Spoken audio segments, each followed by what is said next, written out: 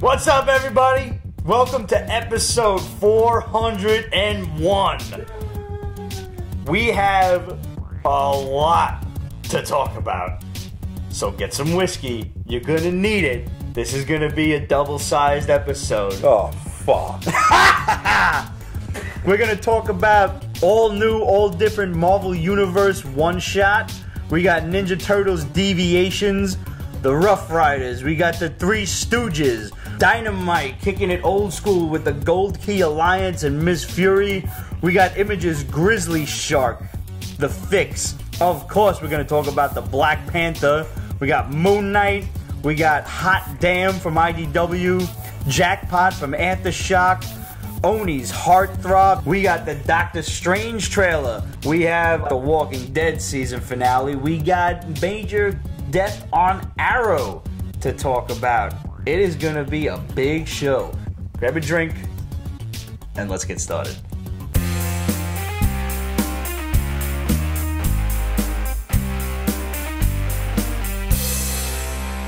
I want to officially ring in the 401st episode of Pete's Basement by taking it all the way back to our youth. Their youth.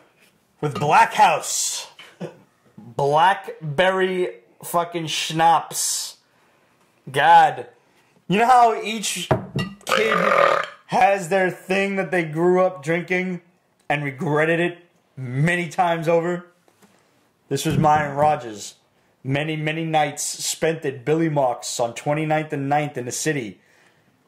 Because they served me, because I was underage. And they didn't know it at the time. Roger knew all those spots how to bring young people into places. It was horrible. The best part was I had my 21st birthday in there. I walk in, I was like, Billy, it's my birthday. He's like, great, how old are you? I was like, I'm 21. He's like, you're a fucking dick.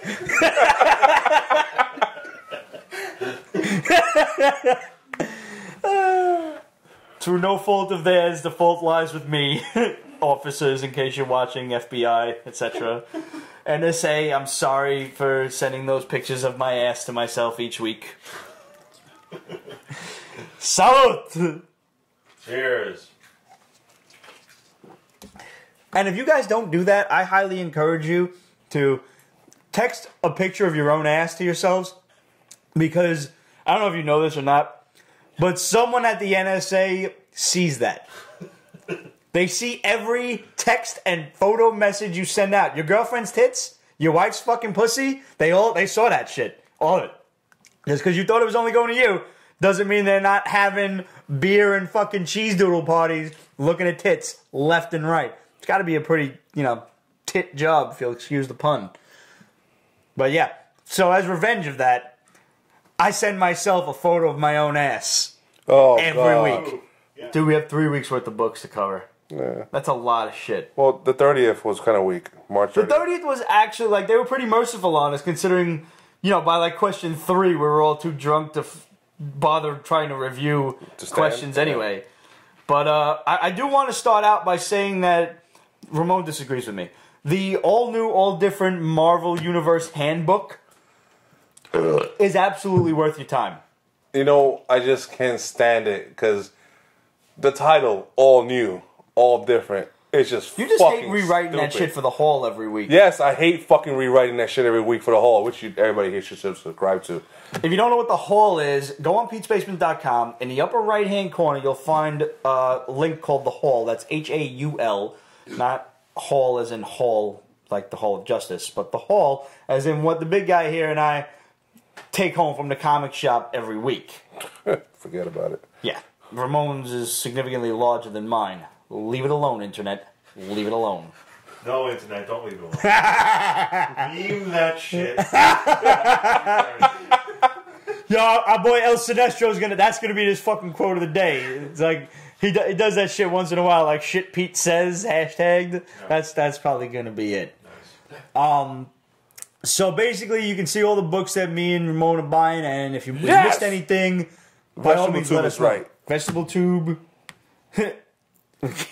We can't say that, but we won't say that, but yeah.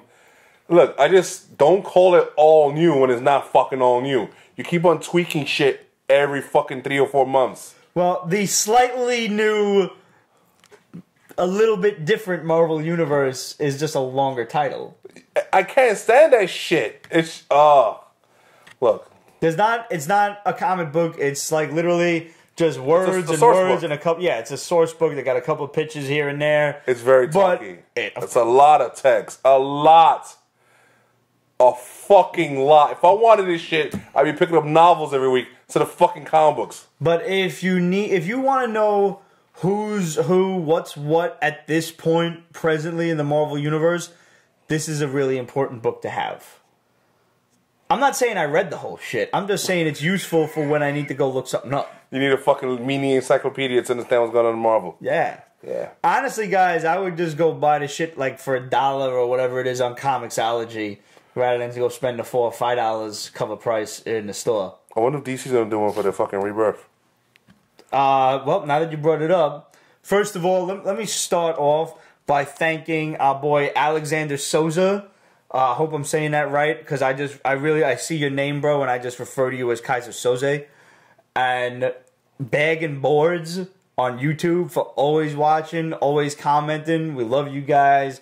And really, like, this show would be shit without you guys, the viewers, the fans, our friends, writing into us every week and chatting with us on Instagram, Facebook, and YouTube and everything else. Like, we do this to talk to you guys. Like, we love you guys. That's why they're giving away shit. That was the whole basis behind the show in the first place. Was we just wanted a venue to talk to our friends, and this has enabled us to make literally thousands of new friends. It's pretty fucking awesome. Yeah.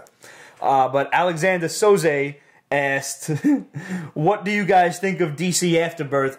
Rebirth." I don't know what to think. I think it has potential. Everything has potential, but I mean... But I'm trying to be more positive lately. Have you noticed, like, I've been more positive? Like, you've been kind of the disagreeable, angry one? Yeah, okay. For the most part? You're right. No, you're fucking right. It's kind of sad, but you're right. Nah, I'm turning over a new leaf, man. And I want to see a return to the DC universe that I knew from post-Crisis, pre-Infinite Crisis. You know? Like, that era of the 80s, 90s DC is what I long for. This shit, this 5 years only nonsense, doesn't sit well with me. There's too much history to only call it 5 years. First of all, stop trying to put a timestamp on comic books. Peter Parker has been fucking, what is it? Not potentially, it begins with a P. Perpetually 25 years old since 1963. Leave it alone. Okay, I know he was a teenager. Shut the fuck up at the start of it. But he's remained a young adult all his life since college. Stop putting a timestamp on shit. He'd be fucking Uncle Ben's age now. Leave it alone. Or Uncle Tony's. Yo, I hope you guys caught the meme that we created on Instagram. I created this, popping up right now, with Ramon's help. Ramon texted me, like, yo, I emailed you a bunch of shit. Please make a meme of this. And I sat there. He gave me the text.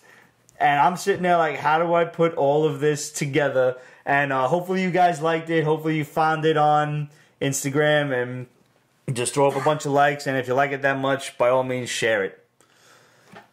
So... By the way, hey, Penny, thanks for joining. Penny? Our Penny? Penny's joined. Hey, Penny! We miss you. There's an open chair here, love.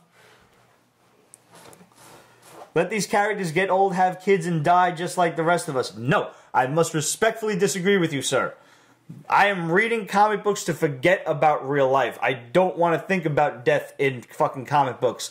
I don't want to think about cancer and fucking shit like that. Like characters like Jane Foster having cancer. Cancer fucking sucks, and I really only wish it on my worst enemies because I want my worst enemies to die horribly. I've heard him. He does. No, Plus, I do. It's too expensive to come up with your comic book characters. It really is. That's why Batman doesn't kill the Joker. It's not some fucking cloudy, ridiculous sense of morality. It's because you can't make a better Joker than the Joker. Period. Many have tried. All have failed. What's the like, ratio of like new comic characters that have like really taken Very, very slim. Very slim, actually. like classic comic book characters that are huge money. 1,000 to 1. Right? Easily. Spawn. Spawn's pretty old already, Deadpool, though. X-23. Deadpool's pretty old, too. 20 years, 25 years. Yeah. X-23 is the youngest that you've mentioned. That I could... I mean, these are just characters that I'm rolling off the top of my head. Preacher. But Preacher was a finite series. He didn't stick around. He hasn't appeared in anything else. Walking Dead guys. Carnage, sure. Damian Wayne. Fuck Damian Wayne! I agree, but... No, 20 years old versus, like, you know, I'd be hard-pressed to think Spider-Gwen. Yeah, I guess so. Spider-Gwen would probably be the newest. Silk maybe has some lasting power. Let's maybe. See Gwenpool. Either way, Roger's right. The idea of new comic book characters being as classic as the classic ones. Quake's a new character. How can we forget? Yeah, but she's only awesome because of Chloe Bennett. She was not awesome in Secret Wars. Amadeus Cho is not fucking awesome. We refuse. Oh. I kind of like the Totally Awesome Hulk. It is the holiday special we were talking about. You want to drop that right now? Oh, yeah, I do. I can't believe the Shadow just dropped this fucking bomb on us right now. Disney plans to release the Star Wars Holiday Special on Blu-ray this holiday season. Whoa. This is major. They're whoring out Star Wars. Like you have no... Besides them whoring it out, George Lucas... I'm pretty sure... Oh, shit. With the Ewok movies, too. With the Ewok movies, the pig giant and the crazy-looking spider and shit? Yeah, man. I had nightmares about that. George Lucas, I'm pretty sure, has personally hunted down every copy of the Star Wars Holiday Special that anyone has ever recorded on VHS. Like, if he knows that it's playing on a VCR somewhere... Like, his fucking Star Wars Han Solo Chewbacca sense goes off, his fucking Wookiee sense goes off, and he has to fly to the destination and beat the shit out of the person who's watching it, and then break their DVR over his fucking cock. Okay, I have a question. Yes. Is episodes 4, 5, and 6 available on Blu-ray without the extra fucking footage? Soon, I think. Soon. But not yet. Because I saw that shit... And now, no, boo-boo. Bad idea coming. Not yet. What they should do is an updated holiday special with the new characters, but carefully make it just as cheesy and bad as the original one. It can't get any worse. It really can't. Have you never seen it? No, I've seen it. Have you? I have seen it, yes. Are you lying to me? All right. I think we should watch it once more just to be sure that you've seen it. You bring the joints and Lauren wants a BBA holiday special. Yeah, I do too, Laura. I do too. Oh, man. All right, so... Oh, shit. The holiday special will be with original 4 through 6 in Blu-ray. The original? Yeah. Like the Han shoots first original? He shot first? Han shot first! Why do you fuck with me? I don't have high blood pressure, but you're going to give it to me. It's my goal in life. Fucked up, bro. Also coming out of the March 30th week was DC Vertigo's Suiciders, Kings of HelL.A. If you liked Suiciders from Liber Mio, this is the next volume in that. The artwork is just as beautiful. The story is just as fucked up. You do need to read the original 6-issue mini. So go back, get that. You should read it. And then get it. It's really good. I enjoy it immensely. Not jump on friendly in the slightest. Yeah. Finally, let's just close out that week before we get into anything else. Ninja Turtles Deviations.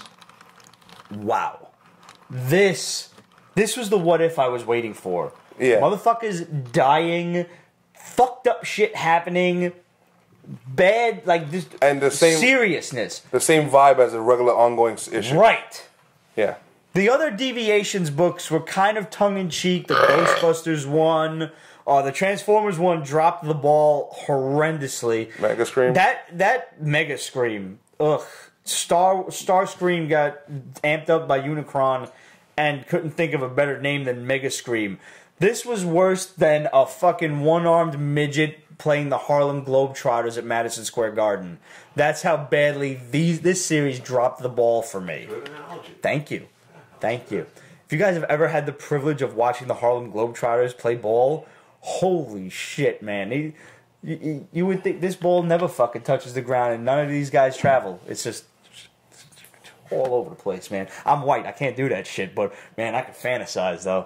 I see the ball going all around me and shit, but, you know, you put the ball in my hand, I'm like that. Like, it's bad. Okay. I can play baseball, though. Okay. Yes, he did just say that, Sinestro. He did. A lot of ball references. You mentioned balls a lot, man. Well, Sinestro, looks like you've got 2 shit that Pete says posts to make this week. I can't believe I said that. How did you not even warn me of that? For the fans. How can we warn you of what I don't know. We don't know either. That's why we have a show. Tell the truth. How much have you guys missed Drunk Pete? Where's fucking Tattoos by Keith? Where's this motherfucker? Oh, yeah. Fucking son of a bitch. Either way, Ninja Turtles Deviations, spot on. I enjoyed it immensely. I would have liked it a bit more darker. I would have liked it to be more fucked up, yes. Yeah. But definitely steps, not even just a step, steps in the right direction. Yes, big consequences for the death of our favorite hockey player, right. Speaking of which, you saw the trailer? For the new one? Yeah. Yeah, dude. Oh my god. Looks good. Yeah, like, this might make up for the fucking stupidity first one. of the first one. It was okay. Shredder looks normal. Looks like just a regular Chinese, Japanese The dude. whole fingers? Oh! Yeah. Krang's robot body spinning around, pelting them all. That's not... It's unfair to bring up Krang, because that's how great that part is. Yo, I tried slowing that shit down, like pausing the YouTube, like, frames. Mm-hmm. This looks so good. I couldn't get a clear shot of it. I would have Instagrammed it, but it just looks so good. It's a cartoon. I am super excited for this Ninja Turtles movie. I am. There's a lot of good shit coming out. It's just ridiculous. Yeah. It's good to be a geek. Yes, it is. It really is. All right, let's move on to April 6th, guys. One of the best things to come out of that week was Aftershock's Rough Riders, I think. The one with Teddy Roosevelt? Oh, yes. Yeah. Aftershock is my new favorite company. You have mentioned these people to me for a while now. It's replaced Valiant.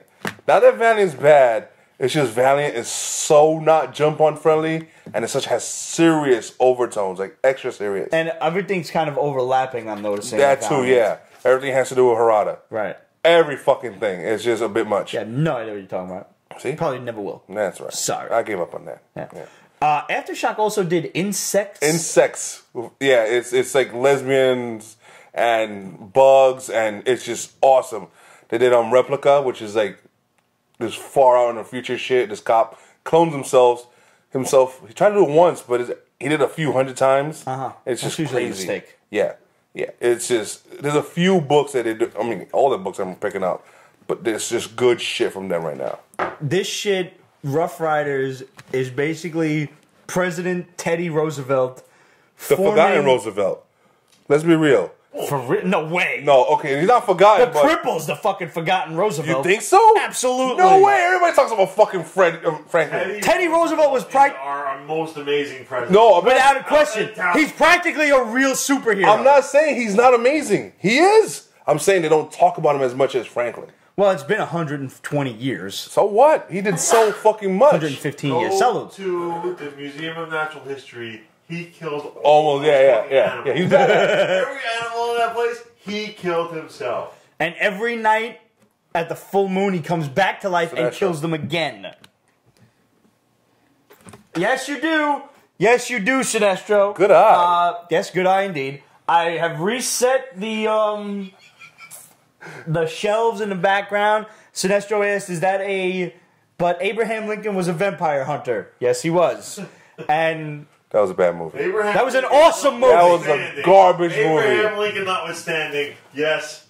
I reset all the shelves in the back, And I have a whole Friday the 13th thing going on here. So I've got like the original McFarlane one, armed with the axe. I don't know if this was McFarlane or NECA by this time. This is the modern Jason Voorhees one. And then... No! No what? Okay, we knew that. I knew that. Well, fuck you then. Got the Jason Lives NECA series when he rises from the grave. Look how ugly this son of a bitch is. Yeah, he's pretty beastly. And here we go. And on the other side, the NECA video game one. Wait. If that's not the creepiest fucking music, and he's purple, just like the video game. Yo, if you fucking played this game, it was impossible. This makes my heart happy. You ran into Jason, you run. You run, man. What's the best Jason movie? Stoneface wants to know. That's a tough call, man. I think the first one I ever saw was Friday the 13th Part 6. That's the first one I saw too. Which was this one, Jason Lives. So that one has a strong, really tight place in my heart. I think the one with Corey Feldman as a boy, I think that was number 4, was probably the best one. Head and everything? Yeah, that was good. That was the one where like you really thought he was dead, and he was dead for a whole other movie. Yeah, because the other one was just like a father fucking trying to get revenge for his dead son. No, you're right. That's it. But 6 is my favorite. Jason Takes Manhattan the best one was, is one of the fucking awesomest, simply for one scene. What scene? When the punks are listening to the music and he kicks the radio and punk takes the switchblade. I was like, yo man, what the fuck? And Jason just turns around like this with the hockey mask. And the kid's like, it's cool, man. It's cool. And they run away. He didn't even have to do shit. Walking through 80s Times Square. Do you know how bad that was? Oh. You guys don't even know what Times Square looked like in the 80s, man. Holy shit. I remember going to see like a Broadway show, and there was a movie called French Lust 3 on the marquee. A porno movie right in the heart of Times Square. It was a shithole. Hookers and it was just... It was straight out of the movies, man. Yeah. Giuliani cleaned that shit up. No question there. But to further the point, Jason X still sports the greatest death scene in all of horror movies. I'm sorry, but the liquid nitrogen face splatter is the best. The best. And this is even better still than the girl with the really huge tits from Friday the 13th Part 5 that got stabbed in the eyes with the hedge clipper and then closed. I still like it when he... Her name was Voorhees, by the way. I swear to God, the actress's name was Voorhees. So that's just a little Friday the 13th trivia. Folded the guy in half backwards. Yeah, that was awesome. Good. That was good. The sleeping bag kill is the best. The sleeping bag kill, I don't think it was the best, but it's definitely the most classic. It's the most referenced. Yeah. It was just spot. I think because we've all wanted to do that to somebody at one time or the other. Without a doubt. The things you remember. Yep. Dude, I remember Vegetable 2. I remember seeing that girl's tits at like the age of 6, and I'm like... Yeah, there was a lot of tits in that. Yo, that was the best part about watching a Friday the 13th flick. Fall to the bitch in her bed. That was awesome. So... Basically, like, I just want to address this. Kids should watch R-rated movies. I agree. Because I turned out okay. No. Hey, for everybody watching this, kids should not watch R-rated movies. Fuck that! You did not turn out okay. Stop being a fucking conservative. No, I don't know what you're talking about. I don't think that actually applies. The nips were always so pretty in the 80s. They really were. They really were. Dude, one of the best scenes was in a movie called Bloody Birthday, and these 3 kids killed people they were born on the same day during a full moon. They were all crazy. Of course. And this kid's like spying on this couple fucking in a van. Of course. And like the guy takes the girl's bra off, and he's like, "Wow." And I'm like, "That's me. I get it, dude. I get it." Like I was, totally agrees with you. like I was talking about earlier, we off the camera. Jamie Lee Curtis. She had some fucking rack, man. Yeah. She never showed it in Halloween, though. No, just But Halloween did sport one of the greatest pair of tits ever. It's like, you like what you see? And then Michael Myers was like, bleh! okay. Yeah. Hey, comics. Let's go back to. We're talking about tits. She showed in Trading Places. Yeah. Ramon was watching Trading Places, bro, and he texted me, Jamie Lee Curtis has a great set of tits. I could fucking pop that conversation right on Instagram. Trading Places was also a really classic flick. Is. Yeah, it is. Eddie Murphy and Dan Aykroyd. Hilarious. And them two brothers, the two old guys, that I'm almost fucking certain were the basis for the two old bastards in the Muppets. All right. And it's awesome how they were in Coming to America. Yes, they were. Yeah. Now I'm hungry for salmon. I kind of want a McDowell's burger. Bastard. Yes! Fuck you too! That was filmed in Williamsburg. It's a Was great it flick. really? Yeah. I gotta watch that again. The one with the shop? the bar. Coming to America? Yeah, that was right there in South 5th. Oh, I gotta watch that again.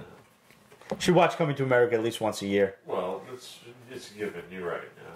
So, just to bring it all back, get yourself Rough Riders. Rough Riders #1 from Aftershock is basically Teddy Roosevelt forming a Justice League. Yeah. It's awesome. It's badass. It's so good. Yeah. American mythology, the Three Stooges, the boys are back. I got Roger this book That's all you. because it's just, if you're a fan, like we've been talking about classic 80s movies and stuff, but if you were raised right, then you should be aware of who the Three Stooges are, who the Marx Brothers are, who Abbott and Costello are, and so many kids these days, people I work with, I'm 35 years old, and kids that I work with, 24, 25, up to almost 30, they've never heard of classic fucking skits, like, you know, the pie in the face, or the fucking eye poke, or this morning I shot an elephant in my pajamas. How he got in my pajamas, I'll never know. Nothing. No, look, I love the Stooges.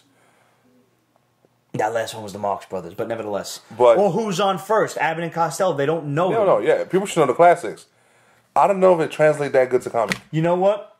There is something missing from watching them on TV to reading them in a comic book. But this book is fortunate and nice enough to reprint one of the classic Three Stooges comic books from the 1950s right in the back.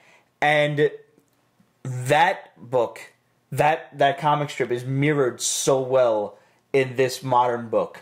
So you may lose a little something from TV to comic book, but from 1950s comic book to modern comic book, it's perfect. It's absolutely 100% spot on. And I look forward to more of these from American Mythology. It is the company that makes them. And I would love to read even more of these. Abbott and Costello, do the Marx Brothers.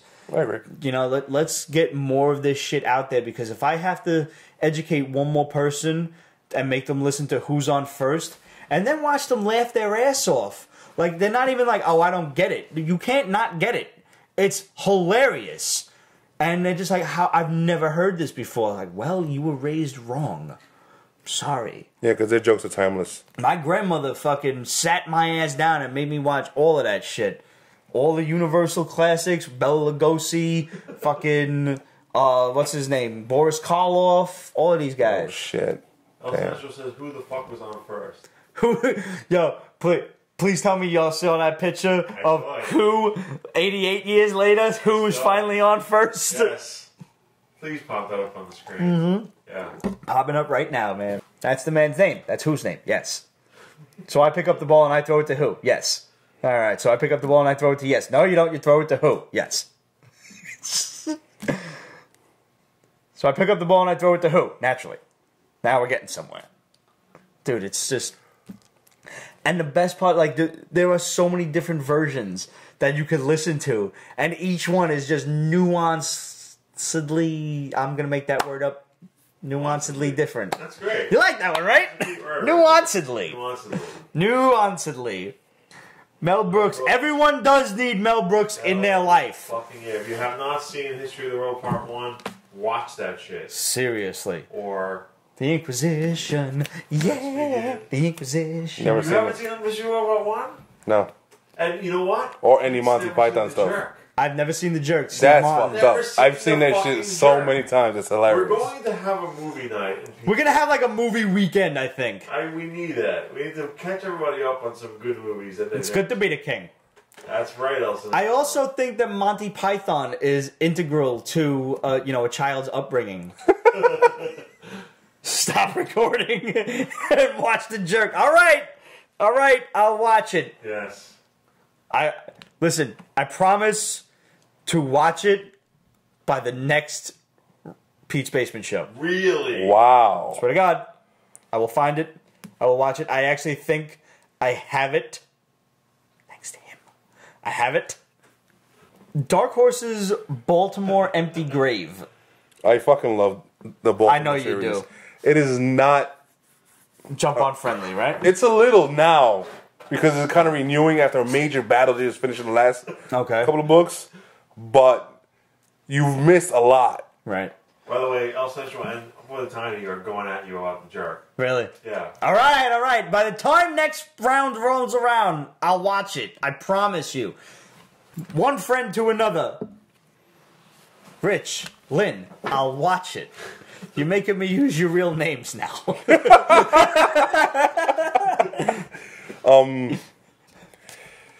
I recommend it. The Baltimore stuff. Is it a horror thing? Like, Yeah, it it's is. straight up monsters and vampires and witches and shit. So, What's Lobster Johnson? it's kind of like noir type of shit. Uh-huh. It's okay. And every time I forget, I don't really care for that much, but I pick it up and I'm like, okay, yeah, I don't really care for that much. It's good, but it's not like, Right. So, not recommended? This seems like a one-shot? Yeah, it was a one shot. It's really So, like, stick to the Hellboy one-shots if you really want something. Over Lobster Johnson, yeah. Is he a lobster man? Is that No, like his thing? no. Why do they call him I that? don't fuck that, no. Does he have a lobster-shaped cock? I'm not vested in him that much to bother. Okay. What about DC's Bloodlines? What the fuck? Who asked for this shit? I love when Ramon Who gets angry. asked for this shit? I love It comes off really old school image-ish. Uh-huh. And okay, this geeky, almost semi-paralyzed kid gets superpowers and he's like hulked out and next thing his boy dies. Oh my god, no. You're giving us Rebirth. Stop giving us #1 issues. Stop. I've dropped so much of DC, it's not even fucking funny. Not even funny. It's just like sad. Who's even in this book? Look like Frankenstein or something. I didn't bother learning. Is in one ear out the other, and I read it. It's a totally wrong metaphor. Wow. Tell us how you really feel. Dynamite's Gold Key Alliance. Yeah, You know what? I actually enjoyed this one. because you like that old timey shit. I do like that old timey shit, but see, I felt that they really dropped the ball on Miss Fury. You know, they're trying to start this series again. The last series wasn't bad. This series is like, all right, here we go again. Yeah. Same old stuff. She's in 1942. She was time traveling and shit before. Yeah. Which to me no. very confusing, like towards the end of it and everything. You want to fight time traveling Nazis? All right, that's one thing. But now when you're gonna bounce around through time, now you're getting confusing. Stay in one spot. Fight off the time traveling Nazis. Now you're stuck back in 1942, and you're just I don't know. You're stopping fucking diamond heists and shit, and in Brazil. yeah. Yeah, Miss Fury was. I don't know about Golden Alliance. The Gold Key Alliance brought in all of the other guys. Magnus Robot Fighter, Solar Man of the Atom, and Samson. It reimagined some of them, like almost like they're fucking crazy. Yeah, Samson was a nutcase because he's like having visions of gods and monsters all around the world and everything. Dynamite is restructuring, redoing, rebirthing their own characters. They fucked around with Vampirella. They fucked around with Red Sonja. I don't like the redo of Vampirella. No, not one bit. It's different. Red Sonja's okay. Red Sonja's alright. She's still the same, but she's just got a more covered outfit and which is fine. Whatever. But Alliance, I actually liked. Okay. I was all set to dislike it because honestly, I haven't liked a lot from Dynamite lately. This, I thought it was well structured. I thought it gave a lot of screen time to each of the characters. It introduced you to them. You didn't need any kind of background on them because I haven't read Solar, Man of the Atom in ages, or Magnus Robot Fighter. I like the little spin on Turek Dinosaur Hunter. For some reason, dinosaurs are around in the modern age. That was cool. I'm okay with it. He's a park ranger. Yeah. He's a fucking park ranger. Well, cool. With dinosaurs, which is awesome. Whatever. Okay. I'm with it. Like and then Park. at the end, you introduce the villain, and I'm good. I will definitely pick up part 2. Book of the week. Book of the week. I would say that was book of the week. Abso-fucking-lutely. For Let that me week, take a shot. This one? is your boy. This is the dude that does Invincible. Yeah, I know. Guys, Grizzly Shark. You have not lived until you've read this book. It is If special. you didn't get this book, you missed out. Please, go on eBay, go on Amazon, write to me and tell me. Get it from Midtown Comics, somewhere. It is a shark that swims in the trees. Mm-hmm. Literally, like, it's so asinine. And if you bleed anywhere in the woods, Like, I could bleed now in the city and it'll sniff me out and come and eat me. Did you see when it ate the girl with the big tits and like just her tits were flying out? When it bit the boy in half and the father put him over the fire to cauterize the wound. Yep. He's like, wait, Dad, I gotta pee. And he's like, how? And they just start laughing. What publisher? Image. It's from Image. Image Comics. Grizzly Shark was originally a black and white indie. It was self-published. And was Grizzly Shark and Sea Bear. Sea Bear looks good. Yeah, it does. It fucking does. I'm looking forward to Sea Bear coming as well. But for now, we just got Grizzly Shark. If anybody has those old black and whites, let me know. Just like scan them and send them to me. Questions@Pete'sBasement.com. Facebook.com/Pete's Basement, of course, and Instagram and Twitter @Pete's Basement. But yeah, by all means, scan those up and send them to me because I would love to read them. I know like a lot of this is just reprints in color of the originals, but we're not getting Sea Bear, and I would like to read that. It is Ian Rotley's book, right? Yeah, it is. Yes, it is. Yes. So, okay, obviously, I just caught up on Game of Thrones. About time. About fucking time. I am completely finished. I think, it took me like a month or a little bit more than a month Are you to caught up watch on all Walking 5 Dead? seasons. I am caught up on Walking Dead. That was what I was about to segue into. Ramon and I, along with hopefully we can get a few guests running, will be filming on Periscope a Game of Thrones catch-up episode this Tuesday. Catch up. Like catch-up, like just kind of an all-encompassing, this is what's going on before Season 6. Mm-hmm. Which we just found out from the Shadow that Game of Thrones will conclude with Season 8. El Ocho. El Ocho. So, before Season 6 starts next Sunday, the 24th, tune in this Tuesday on Periscope when me, the big guy, hopefully Cheeseburger, we'll see who else wants to fucking join us, and we'll talk about a little Game of Thrones. I am finally caught up on Walking Dead. So, obviously we don't know who fucking died. Well, in the comic book, it's Glenn. Yeah. Gets his head bashed in by Negan. But, here's the thing. Now, 2 things. First, do you think they'll cop out? Being that Glenn is such a fan favorite. Do you notice how they've been making you hate Abraham? Like the way he just wantonly broke up with the really hot Spanish girl She is hot. to get with the really hot black girl. And there's hot pictures of her out there, too. Are there? Yeah, they are. How have you not sent them to me yet? Because I was trying to do a montage of the women of the Walking Dead. How have you just not like, hey, dude, look at these? Like, seriously. Disappointed in you, man. I'm sorry. All right. You'll make up for it tomorrow. Yeah. So, like, but the way he broke, like, there's got to be nicer ways to break up with a girl in the midst of an apocalypse. It was just like, I have alternatives, deuces. Yeah. It's like, yo, I'm going to go bang this broad instead. Yeah. Like, peace. And she's Bunny fucking stupid and hot. Ivory. It happens. And do you notice, like, she was, like, kind of white until, like, they're like, what's your name? He's like, Rosalita. Like, that's when she gets, like, the whole she gets Spanish the whole Spanish, thing. yeah. Yeah. Yes, I love when they get angry like that. I really do. Yeah. Because you don't fucking love anyone. But do you notice how they're making you kind of, like, this? I liked Abraham. I really did. Mm-hmm. And, like, now that, like, he's coming off like a dick all of a sudden. I don't remember him in a book. I have no concept of what's going on in the comics. But that's why it's just making me think that they're going to cop out from killing Glenn and kill him instead. And I kind of would appreciate it to kill Glenn, though. I want them to kill Glenn. They didn't kill the baby, and that kind of sucked. I know. Now you got the fucking cute-ass kid running around in the zombie apocalypse. No place for that. No. And, like, Glenn's death is so powerful in the books that, like, it'll just have such a bigger impact on the show because he is such a fan favorite. I don't want them to cop out. And here's the next point that I want to make on this before we move on. I was talking to my friend Jess at work today, and she's a big fan of Walking Dead. She's not, like, big into the comics or nothing like that, but we always talk about the show. And she was yelling at me for having not been up to date in time, you know, for the actual season finale. But now that I have, we had this discussion earlier today, and she does not like the idea that, you know, they didn't show you who got killed right off the bat. No pun intended. Sorry. No, really, no pun intended.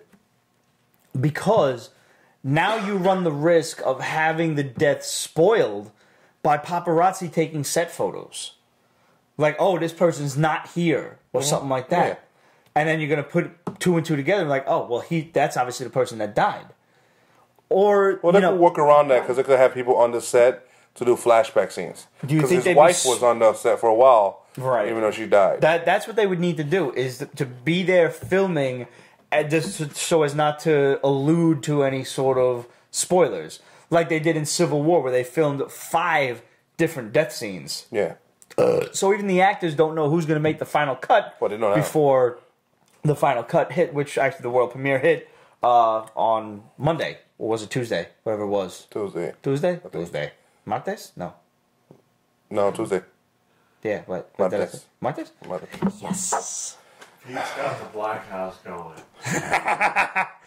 But yeah, that was a big problem that she had, and I agree with that. They should have, if they wanted it to have an impact, no pun intended, they should have just, like, okay, you want to do that whole artsy... This show is plagued by artsy-fartsy shots. Do you notice that? Yeah, like 30 to 40 second shots of, like, feet walking. I don't know. Or something like that.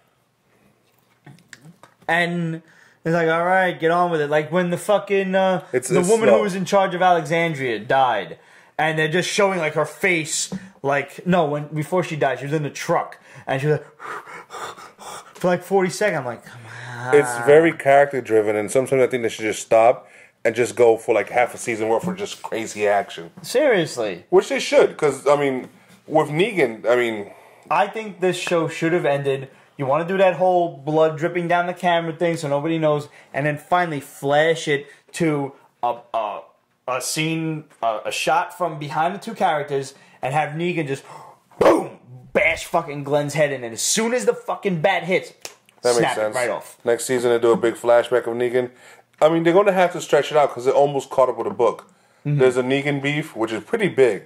It's 3 communities against Negan's community. The third one hasn't been shown yet. Okay. And then after that, it's this other community. They go like across the ocean or something, right? They sail a boat. No, there is some sailing, but it isn't a big beef though. The big thing is what's up with the wolves, man? Like, who are these cats? That's the kingdom. That's what I forget his name. Isaiah, I think, Elijah or something. He has a fucking pet tiger. Oh, him. Yeah. So is he before or after Negan? He's during. He's one of the 3 other communities that. So they're gonna have to join forces with these cocksuckers against Negan. Whoa. Yeah. Heavy. Yeah. All right. So while we're talking about TV, Laurel's dead, man. Yeah. Katie Cassidy's out of Arrow. Deuces. She was hot. You think so? I loved her, man. She was so... I loved her since Supernatural when she was Ruby. Remember when she was in Taken? No, was she naked? She was an annoying girl that got taken first with his daughter. Really? That was her? Yeah, that was her. But she wasn't naked, though. No. I don't want to worry.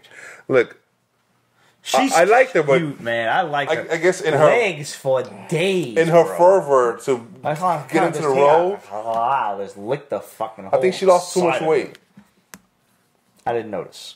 That would. Naked or it doesn't matter. Rocket Star. See? Yeah, true. She did have her tits out in some movie, but I don't recall exactly which one it was. But yeah, so this will have long-reaching effects. You will not see her anymore on the show, unfortunately. She will make an appearance on Legends of Tomorrow, though. Elsa Fisher wants to know what movie you're talking about. I don't know, buddy, but I'll hit you up on Facebook when I remember it. I promise I will look for it for you. Shield? Question mark? No, full frontal nudity. And Chloe Bennett will probably not take her tits out. She's probably too rich now. So, gotta get over that. Ming-Na Wen does take her tits out, though. They've been out, yeah. They've been out there. I mean, you could see Melissa Benoist out there. Yeah. And some serious action, too. Vegetable Tube asked to drop some more bombs. Well, go down the list, man. Well, one of the newest ones we got was Wolverine is, in fact, in X-Men Apocalypse. Mm-hmm. Why they haven't shown him yet, I don't fucking know. But he will be in the newest trailer coming, which will premiere probably, give or take, around the Civil War premiere, maybe a little bit before that. Right now, the spotlight is heavily on Civil War, and and Fox and Marvel are in bed together again, so not just Fox and Marvel. Oh well, wait for that one. Okay.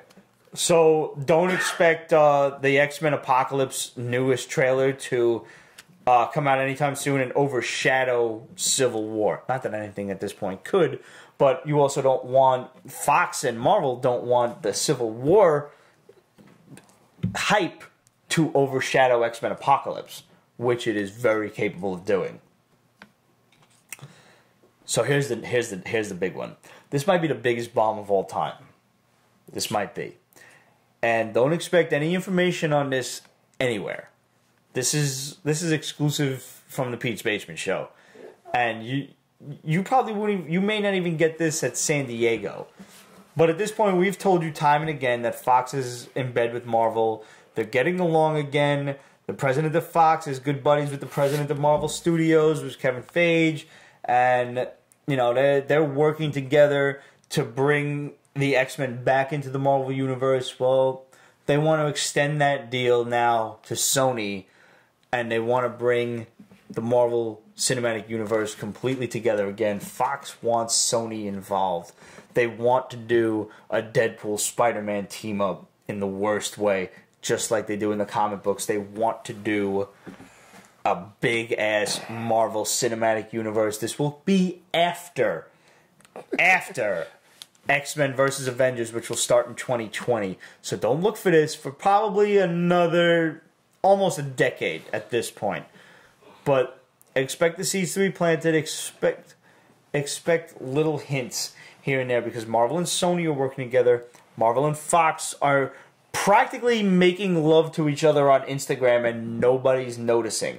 Like Robert Downey Jr. just like this on that picture of Deadpool that's popping up on screen right now. And we're not supposed to just think anything of this. Well, we already announced it a while ago. We announced it last year, and people chastised us for it, and that's what hurt the most.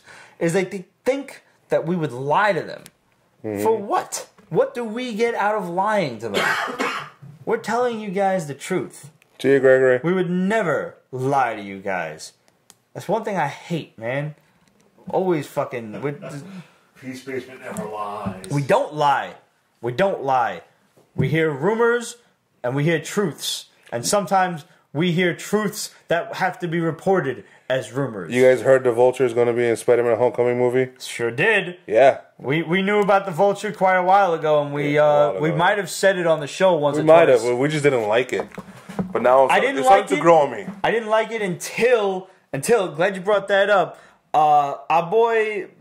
Jake Damon 24 and Marvel Update had very similar theories running around on Instagram. I happened to see it on Jake Damon's page, but also Marvel Update had like the exact same shit, and I just didn't see their update on Instagram. But basically, you have the Vulture in the Marvel Universe, and we posted a great photo, thanks to Jake Damon for having this photo of the back of the Falcon's wings. Mm-hmm. What if Adrian Toomes is either A, the guy who invented the Falcon's wings, or B, just one of the, like, he steals the tech for it. But I like the idea. I like going with the guy who invented the prototype. I like that too. And he got, like, crazy or some shit, and they fired him, and he's just disgruntled.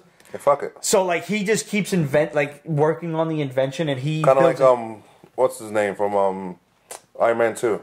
Yeah, Whiplash. Yeah. Yes, just like that, as a matter of fact. And he builds a better green prototype of the Falcon suit, which is now the Vulture. And maybe, just fucking maybe, if Marvel Studios knows what they're doing, and I like to have faith that they do, they bring in Wilson Fisk as the Kingpin, who employs him from the background. I will love that. So now you can mix a little Daredevil going on. That would be because the Vulture's not a big enough villain to work on his own. I don't think. He isn't, but he's not on his own. He's not on his own. Another bomb from the shadow is we hear that Scorpion and the Chameleon will be joining him in Spider-Man Homecoming. I like the idea of the Chameleon a lot. The Chameleon should possibly be the main villain on account of he was Spider-Man's first villain. So being that this would be the first movie that Marvel Studios is doing of Spider-Man, I think it's justifiable to bring in the Chameleon. Vegetable Soup says Marvel's taking Pete's Basement notes. Marvel, we could... Listen, Jake Damon and Marvel Update could have just wrote the whole shit for Spider-Man Homecoming. And I'm just sitting back, like, reading their ideas. I'm like, yep, somebody needs to read all of this. Yeah, brilliant. Brilliant stuff. I hope somebody at Marvel Studios is watching. And yes, Michael Keaton is in negotiations so far. Nothing official yet. But as far as we're concerned, he's playing the Vulture, which will be fucking awesome.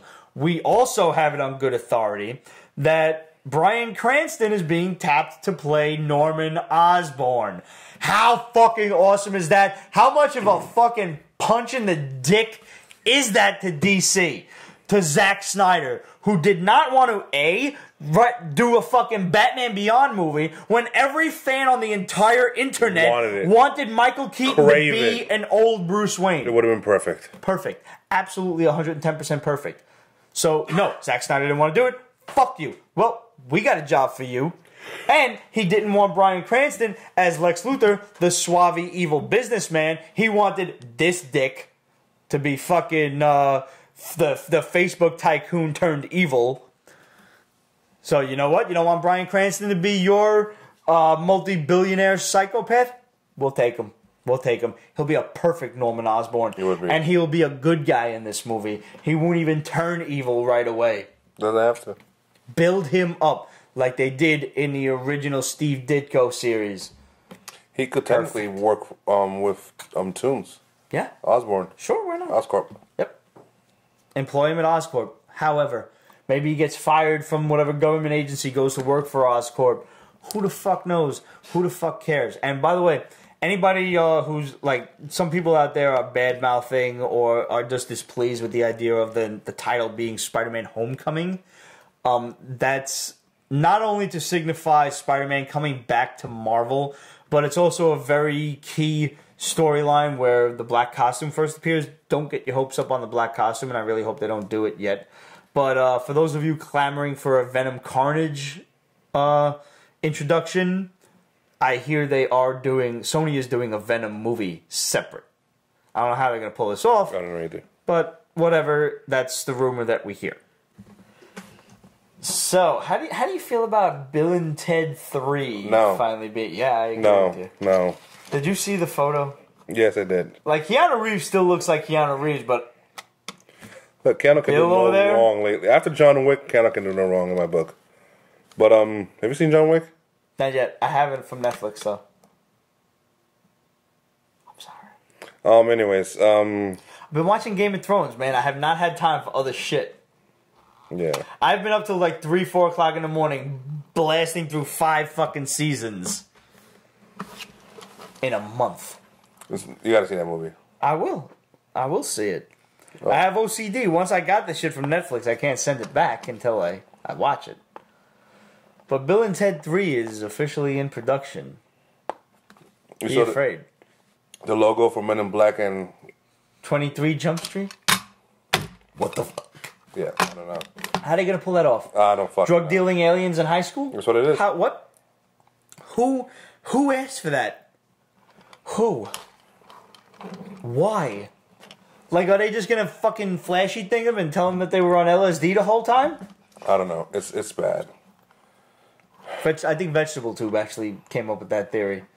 That might have been him. So I read that on Instagram. Somebody said it. I don't remember who it was.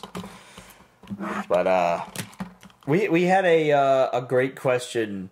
You're right. Red Lake Lord. No George Carlin is going to suck. Yep. They shouldn't do it. Honestly, they just shouldn't fucking do it. Not like Keanu needs the money. It's gonna be Naked Gun 33 and a third. They were all hilarious, sir. They're Was a bit much. I know. there was, yeah. It was the weaker of the three. Yeah, it was definitely the I weird thing. refuse to watch it. Oh, wow. Yeah. Wow, I didn't I've know watched that. it. Huge Naked Gun fan. So, we had a question back on the 400th episode. I don't remember who asked us. So, where do you remember anything? Yeah. But, a good old fuck, marry, kill Batman Superman edition. I like your answer. I agree. Batman, Superman, and Wonder Woman. Fuck, marry, kill. So, obviously, you gotta kill fucking Superman. Yeah. You gotta kill Superman. Because, if you don't, then he's probably gonna kill you because he's Superman. And eventually he'll go crazy, according to Zack Snyder.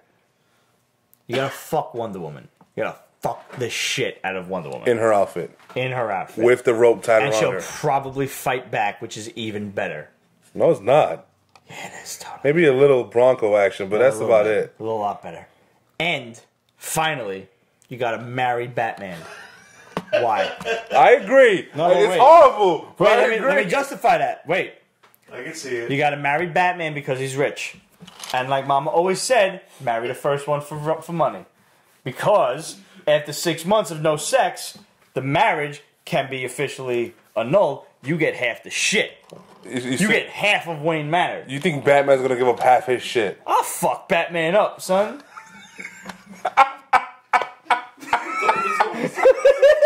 That is bullshit. Alfred's a fucking lawyer. I could definitely beat Batman.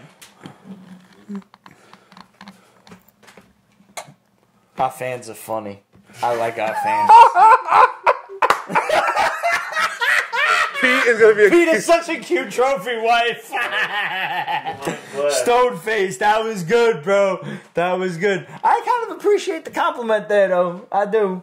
Careful, sir. Flattery will get you everywhere. You do have legendary hair. I do have legendary hair. Oh, you know what Hannah needs to do? Oh God. She needs to do a chocolate cookie of my hair. Oh Jesus. Yeah, just like a little coif of hair. Who would win, Alfred or Jarvis? Alfred. Alfred should win. Alfred will kick the snot out of Jarvis. I'm sorry. Yeah, he should. Alfred's XMI6, bro. Alfred don't play. Pete Wayne. Okay. But Ramon is a snuggle bear. Yes. Oh, you little snuggle bear. I thought you were gonna try to hug me. Nah, I ain't gonna hug you all the way over there. I'll hug you if you want. No. You want me to hug you? No. You need a hug? No. Bro. No, next, I'll hug next you. bomb or something. So while we're on the subject, this is not a bomb anymore, but Superman has been removed from the Warner Brothers schedule. There will be no Superman sequel. You will get several Ben Affleck directed Batman sequels. You will get a Justice League movie and etc. They might release the R-rated version in theaters. Oh my God! Because that's how desperate they are to I'm not get watching some that. money for Batman Superman. Here's the thing, guys, and I had to discuss this with a coworker friend of mine. The news you've been hearing about Batman Superman is all global. They're talking global market, and honestly, that means fucking shit. It's all the domestic market that matters. Bashing DC. We wanted this shit to be good. We're not pro Marvel and anti DC. We are pro bashing Zack comic Snyder, books. though. Zack Snyder. We're anti Zack Snyder because he did bad shit to us. He does really great special effects. He's got such a handle. He should be a visual effects director, BVS but not the actual director. You know? Yeah. Like, he has such... Like, that was one of the reasons that Ben Affleck did not want to direct Justice League or Batman or anything else, because he didn't understand how the effects work. He didn't know how green screening worked. Zack Snyder is like the fucking guru of green screening. Look at 300. Yeah. He's fantastic. Sucker Punch, yeah. Like, he knows that shit, and credit where it's due. Zack Snyder's not a fucking terrible director. He was just terrible at Batman Superman. I'm sorry. Yeah. And now he's through a string of bad decisions, like maybe he dated a Wiccan girl who burned his ponytail or some shit. I don't know. I don't know what he did. But through a string of bad decisions, he has been kind of moved aside from the Justice League movie. He's still directing. He's just a face. He's like the so Queen that of England. Warner Brothers doesn't lose face. And because they don't want to fucking get a lawsuit from him when he sues them if they fucking take him off the project. Because unions and stuff. Mm-hmm. So he has to remain on, but he has no creative control anymore. Now it's all Jeff Johns, and I will not deny that the reason Ben Affleck's role in BVS was so good is because he directed his own scenes. Is that right? Listen, I have no proof of that. I'm just speculating. We had a good question. I forgot who it was, but they said, how do you feel the Ben Affleck Batman movie will be?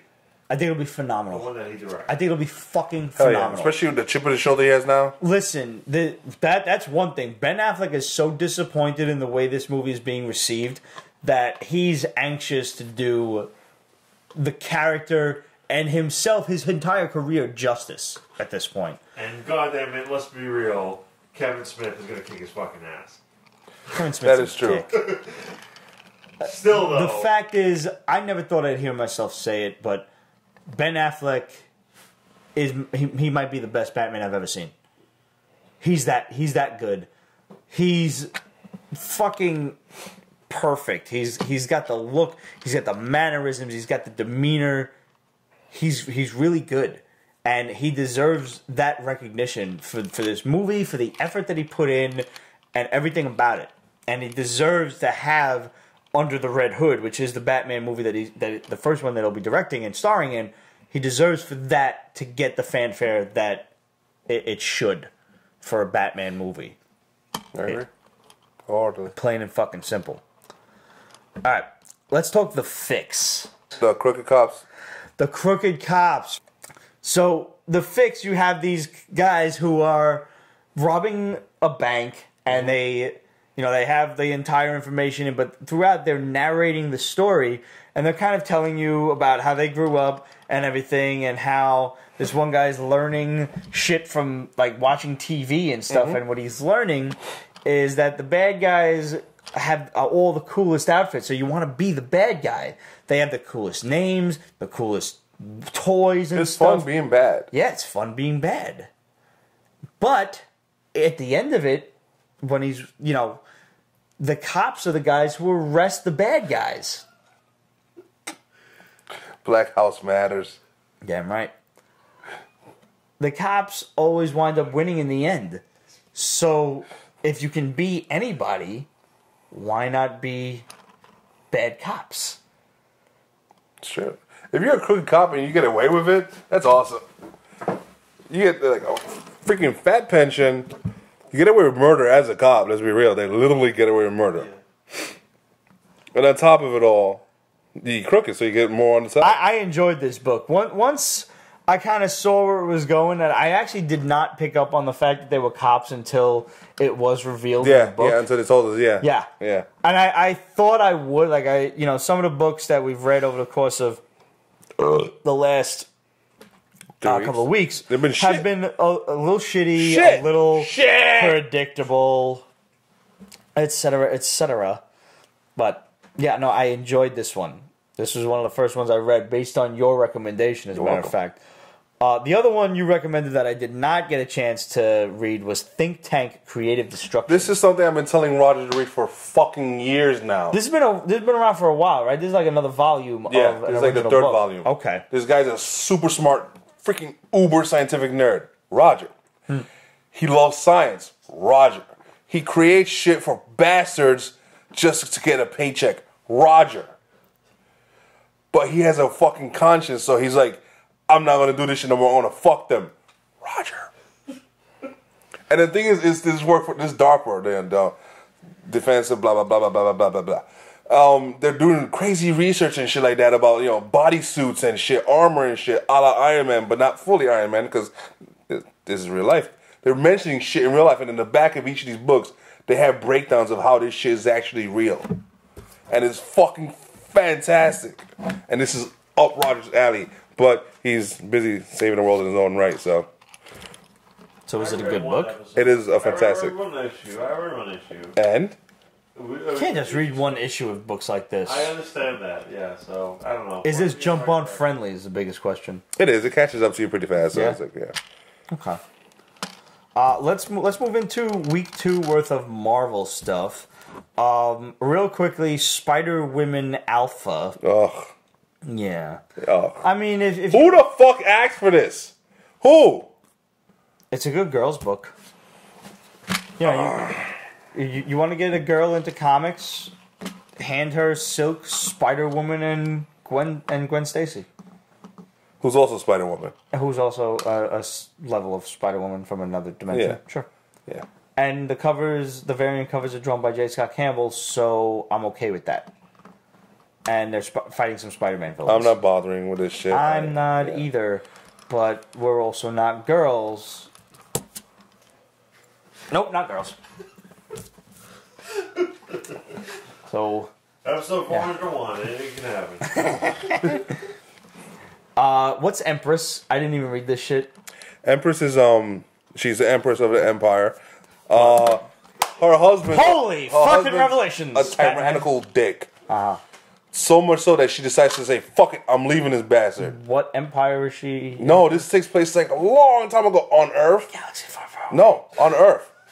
So she takes her kids away and just leaves to the other side of the galaxy, maybe to Earth or something like that. Anyways, this takes place a long time ago. In a galaxy. No. No. So, it's I think it's a Millar book. So it's just good. It's a good little read. Poe Dameron. Dameron. How do you say this motherfucker? I don't fucking know. Look, he's supposed to be like a big hotshot, but he was barely in the fucking movie. I don't see him. I mean, he's more prevalent in fucking X-Men Apocalypse than he is in fucking Star Wars: The Force Awakens. He did not deserve his own book, but Marvel / aka Disney is just milking the shit out of Star Wars, and they should. Their Star Wars and Darth Vader books are fucking phenomenal. Or their minis so far have been phenomenal. The C-3PO shit that came out, Sinestro said he was supposed to die. I wouldn't mind if he does die. I mean, who the fuck cares about him? I don't.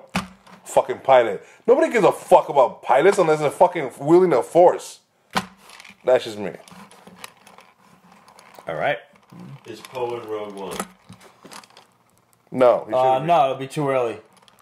Poe is trying to be the new age John Stamos. No one is John Stamos. No one. So... They all look alike. He was in the trailer. All these rebels look alike. That's rebel racism right there. Alright, Greg, I hope you're watching because now it is time for Black Panther. What do you think about this book? It's okay. Yeah, it was... I thought it got a lot of fucking hype. And you know what's fucked up is the Black Panther should be able to carry his own title. Right now he's got a rebellion going on. Basically, nobody wants to fucking listen to him. Here's a rebellion and these two chicks. Two lesbian, hot, half-naked warrior chicks. They should scream money right there. Against him. No, this is kind of And again, he has some weird, like, souped up suit. He's got like some Iron Man shit. Yeah. That, like, no, I don't like. I kind of over. like the cloth armorish type of shit, like more old school.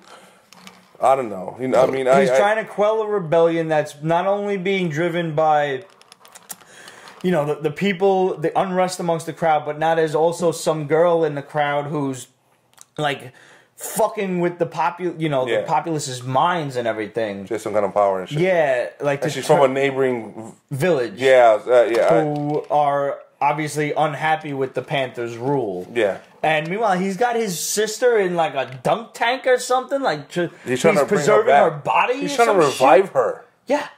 What the fuck are you doing, Chala? If he brings her back, I'll be so upset. Then this motherfucker. I didn't like her as the Black Panther. I like him as the Panther ruling the fucking country. I know you don't like the Black Panther, but I always did. No, I don't like him as the Black Panther. Really? I didn't mind her. See, now that's funny. Because this motherfucker's so busy being the king of fucking Wakanda, but he's doing shit over here, over there. He's avenging with the Avengers.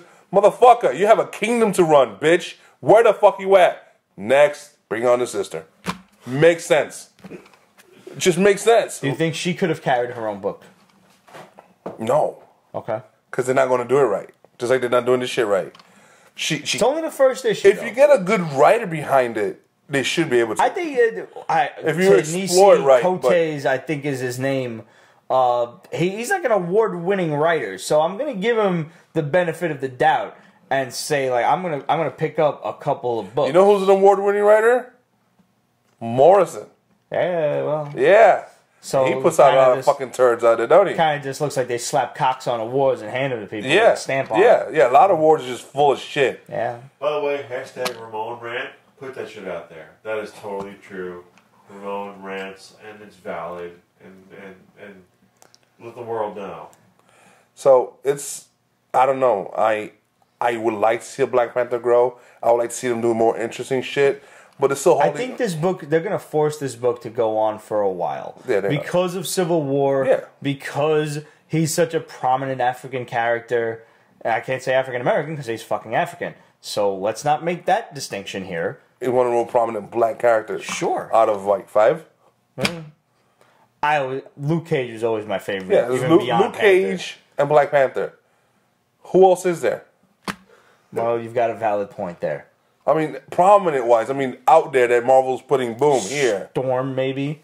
We tried her in her own book, Storm. so how well that did. Yeah. Oh. There's just a series of... Luke Cage should be able to carry his own book. Luke Cage should. Luke Cage should. With the amount... Luke Cage... Just like Brother Voodoo should be able to carry his own book. I don't know about that. Why not? I don't know. Doctor Strange carries his own book, he can. Doctor Strange can barely carry his own book. Because they just write it horribly. It's just writing. By the way, Progress on Space says you're hell amazing. Thank you, sir. Thank you. No, there are some great black characters in Marvel. They're just not prominent or put out there. I fucking love Monica. Black Hero says A. Joe Jimenez. If I wrote them down so I remembered, yeah, I probably could. I tell you what, Adriel, I'll Instagram you top 10 black heroes. That'll be our next theme once this episode comes out on YouTube. This way you can give me a little time to prepare, get some cool pics going. Oh, I thought we were just talking black people. Terrific. No, we're not just talking black people. Falcon. Mr. Terrific is DC. Darth Vader. I go with that. Luke Cage should be able to carry a book just like Punisher. I agree. Without a doubt. The street level fucking shit. And just, I can't wait for the Luke Cage TV series because you're gonna get a comic book as soon as the TV show hits. Somebody, who the fuck said Steel? Stoneface? You should do 10 shots as penance for even mentioning Steel. 5 shots. We don't want to kill you. 5 shots. I know Voodoo beat Dormammu, but can he carry his own book as opposed to just being a guest star is what I'm saying. Meteor Man, hell's fucking yeah! Meteor Man. That was a good movie. Robert Townsend is the Meteor Man. He can, if you fucking bother to give him more oomph and not just stick to his gimmicky voodoo nonsense. I'm sorry, if you're the Sorcerer Supreme like he was for a while, why is he still all that voodoo shit? Expand it. Make him more than what he is. So make basically him more just be Doctor Strange but black. I'm okay with that. Yeah. I'm sorry, in the world of magic, voodoo doesn't trump everything. No, you're right. Static Shock, without a doubt. Static Shock is one of the coolest fucking characters ever. Steve Urkel. So I'm going to stay on Black Panther. I absolutely am. I was looking forward to this book. I picked up the Alex Ross cover. Fucking shit cost me like $50 on eBay. You didn't pick up the Scotty Young? No, I don't buy Scotty Young covers because they're all awesome. Mm-hmm. So I don't see a reason to own them. It's my silent protest against him because I wanted to just release an art book. You know what comes out? What? Next week? What? I Hate Fairyland on trade. Really? Yeah. Fuck Fairyland. Because that was the variant. All in all, Black Panther is a good book to start you off with the character. I wanted more from it, and maybe, there was only like 28 pages to do it in, so maybe I was expecting too much because of the hype. I don't know. I was also expecting more of a fresh start, but it's still bringing up. I was expecting more of a fresh start, but it's definitely chiming off of what happened beforehand, and nothing really happens yet. Yeah, I know. It's very much just an intro, so we'll see, guys. What did you think of the Black Panther? What did you think of everything else that we've reviewed for you so far? Questions@Pete'sBasement.com. Hit us up. Facebook.com/Pete'sBasement, and follow us on Instagram and Twitter. Now, we have one more week to go. We have a few more bombs to drop. So, stay the fuck tuned. April 13th. Aftershock's Jackpot. These are your boys again. Yeah. This was good, man. It was good. You got a team of, thieves who are hustling this big-time, mobster on his own yacht. For a lot of fucking money. Yeah. And it goes wrong. Something happens. It fucks up. But he's stealing from that because he's got the camera under the table, looking at the other guy's cards, and you're thinking that oh shit, they're gonna lose. You're kind of rooting for, and it's introducing all of the people this is the poker face, the wheelman or whatever, the genius, etc. They're introducing all the different characters as you go along through the book. And you're kind of getting a feel for it. It's very much like a James Bond spy type of thing. It's James Bond meets Charlie's Angels meets Danger Girl. Yes, very much so. Yeah. Very Danger Girl feel. Fun like Danger Girl, too. Character interaction like Danger Girl. I enjoyed this immensely. I think it was a bit better because Danger Girl's... The Cincinnati carried Danger Girl a lot. Right. And it kind of relied on that a bit too much when they could have done enough with the writing because it was a humorous book. Right. But it was a good book, too. Yeah, you're right. This was really good. And just when you think that they're kind of about to drop the ball and it's almost like a one-dimensional thing, they flip the script on you and all of a sudden there's these shadowy figures who are controlling the whole thing. And like you said, some shit goes wrong and that's not explained until the last last 2 pages where... You see these people all in shadows. It reminded me of G.I. Joe back in the early IDW days when they had all the high-end generals and admirals and whatever, and they called them the jugglers. And these were the guys that, kind of made everything happen militarily speaking throughout the world. They were the people who toppled governments without anybody knowing, all the black ops motherfuckers. And these are the people... that looking at one of the characters in particular, who was she's just a thief, but no, she's a master thief. She disarmed two people. She took the guns out of their holsters while they weren't looking. She counted the cards while they were being shuffled. She noticed one of the cards was missing. She called which card it was. She found the cameras under the table. She pinpointed every single thing that happened. She's our girl. She's our candidate for, whatever kind of special project fucked up shit that they've got going. I am going to have to look further into Aftershock. You are probably onto something. I know. I know. I'm going to listen to you on this one, though. Because this is early enough on that I can actually get into it without, really feeling intimidated by a lot of issues, a lot of intersecting issues. Okay. These are all separate. Yeah. Insects and Jackpot and all of the stuff that we've been talking about, Rough Riders, it's all just the same company. Yeah. And God willing, they don't plan a crossover anytime soon. I know, yeah. Because I can't see these people crossing over with President Roosevelt. No. America. So, I liked this a lot. I'm glad. This was second to Book of the Week for me. Okay. Second. Number one, without a doubt, was Hot Damn from IDW. Hot Damn was a lot to take in. Hot Damn was a lot to take in.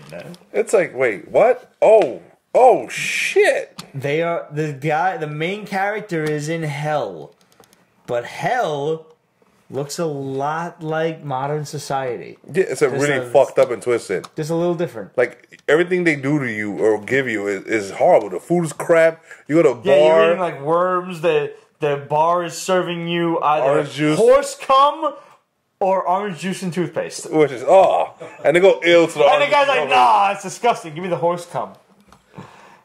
I probably can't argue with that. Have you ever tried to drink OJ after you've brushed your teeth? It's terrible. It is. It's like you swallowed the fucking Hudson River. It's terrible. How do you know? I've not drank the Hudson. I've drank Rockaway, though. It's just as bad. Yeah. But do you know that there are places now in Greenpoint, Brooklyn, where you can wade into the Newtown Creek? No. What? I swear to God. That is stupid. That is dangerous. That should be Yes, it is very dangerous. That's like Swamp Thing waiting to happen. A Toxic Avenger. What? Let him go.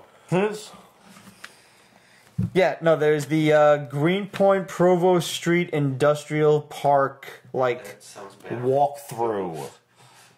And there's a little spot where you can just wade into the creek where people want to take their fucking like the dog and just run into the you can play fetch with the dog into the street, and when the dog comes out with two dicks and a fucking little puppy on its shoulder, you wonder why.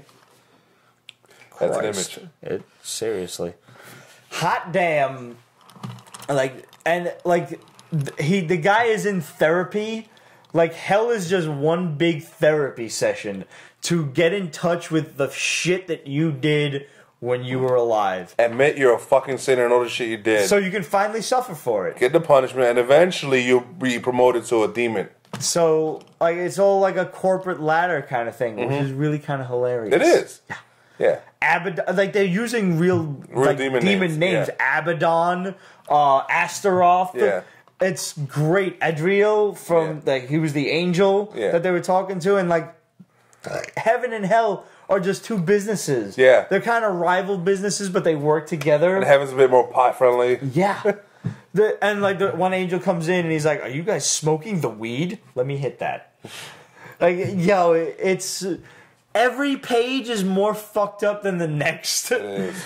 And it's great, man. They go on a possession and they get every demon has a quota to fill, almost like a cop handing out parking tickets. They have to go on routine possessions. So he's like, you know what? Come on, I'm your sponsor. He's his HelL sponsor. Yeah. So he's like, I'll take you with me. It's illegal. It's horribly illegal. But whatever. Nobody fucking monitors this shit anyway. Mm-hmm. Well, somebody was monitoring it, so they got in trouble. And he has to go see the boss. The boss. The boss. And that's how it fucking ends. That's right where it ends, is he walks into the devil's office. And, you're expecting the worst, and the devil's just kind of chilling there like a dude in a suit. Yeah. Like a manager, like any, lower level management kind of guy. Horns. Except he's got fucking fans all over the place, fanning him at the moment. He's got a little old ass, iMac computer and shit. He's got Adolf Hitler, Stalin, or not Stalin, Saddam Hussein, and Napoleon as little fucking demon things. He's just a head and hands, and their bodies are all scrunched up into these little machines just running around his office. I did not notice that. Did you not notice that? No. It's popping up on screen right now. And he's like, we need to talk. This book was so good. Every turn of the page, and it was long. It's wordy. It is. It's a long book to get through. But it's setting up a lot, though. It's so worth your time. Yeah. I can't tell you enough. Go out and pick up Hot Damned. There are a few things that I want to bring to light. The first is OMC, the fucking Australian singer. He's in HelL and he's singing How Bizarre.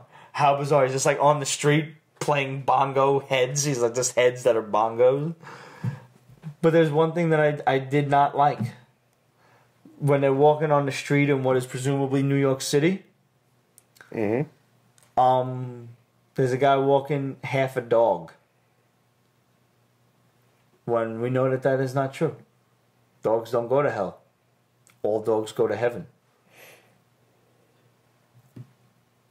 Come on! Nobody watched an 80s movie in their fucking lives! Yeah. All dogs go to heaven! No, there was a dog held out, remember? Oh, I don't remember that. Okay. Why would you... No, I wouldn't know. Next. Alright. Want to throw some bombs? Want to throw some bombs? Alright. Well, you know what? Let's go... let's go into Marvel, and then we can drop some fucking bombs. Let's talk about Moon Knight for a second. Just a hot second. Yeah. It's been done so many times. They're stressing the fucking craziness schizophrenic of it. aspect. And he's so interesting because he used to be a mercenary who just found an Egyptian god who gave him superpowers and he could kick ass. They've done this before. Like, I remember reading the David Finch Moon Knight series, and that was all what this was about, was the, you're crazy and you've got different personalities. And the now, art was way better then. I like this art, though. It's the art's good. very Alex Mayleaf. Yeah. It's very fitting to the character and everything. But now it's taking it from the fact that, from the stance that you're not Moon Knight. You've never been Moon Knight. Moon Knight is real, but he's not you. You're crazy, and you've been in a fucking institution since you're 12 years old. Yeah, it's ridiculous. Yeah, We've done the crazy Mark Spector thing before a million times over, and if Warren Ellis couldn't make this book stick, what hope does anyone have? None. They keep trying to push Moon Knight, and it keeps failing. And the more it fails, the more it degrades a great character, in my opinion. Especially since they're making a fucking TV show with this guy. Like, they're really trying to amp him up in order to justify the TV series.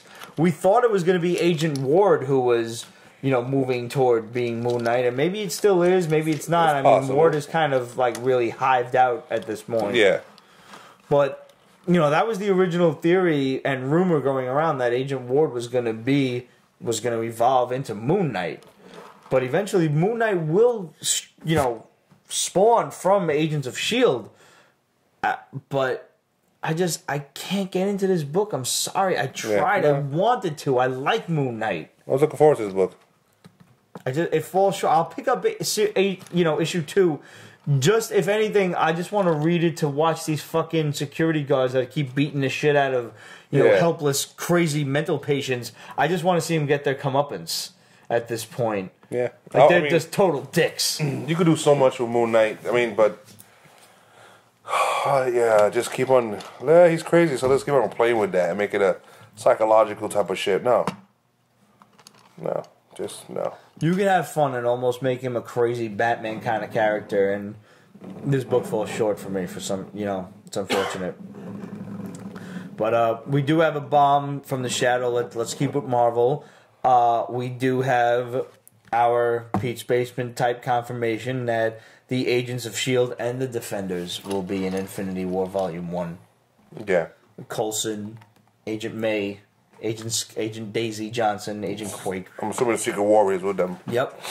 Secret Warriors forming on S.H.I.E.L.D. this coming Tuesday. Yeah. Awesome fucking sauce. You saw the fight scene with Ming and Mark Dacascos? Yeah. Hell my god. Yo. Motherfuckers jumping off walls and shit. This is what I've been waiting for all season. It's about goddamn time. And he's not young either. I mean, she's not either, but he's... Both of them are around 50 years old. Will Darkhawk be in Infinity War? No word yet, but we'll keep you posted. My phone's out of batteries, so I'm off, whatchamacallit. Hey, Shadow, if you're watching, let us know. Darkhawk, Infinity War. So you might have to sign off there and get some questions from Infinity War from Instagram and whatnot. The Defenders will form soon enough. Luke Cage is this year. Iron Fist will be next year. We might see Jessica Jones next year. No confirmation yet, but here's hoping. Yeah, we are watching. I am watching Gotham. Are you caught up on Gotham? No, not by a long shot. Okay, 5 episodes. We do have confirmation that Alfre Woodard from Luke Cage will be in Civil War. She will be, kind of a stepping stone into Luke Cage. She'll be Black Mariah, who was the fat broad from Luke Cage and Iron Fist Volume Issue 1. Who I was like, who the fuck is this bitch? Yeah. I still didn't know who she was, but whatever. Civil War is currently tracking for over $220 million. I might have said that earlier on in the show, but yeah. It's looking like Star Wars fucking Episode 7 numbers. It's gonna blow a lot of these shits out of the water.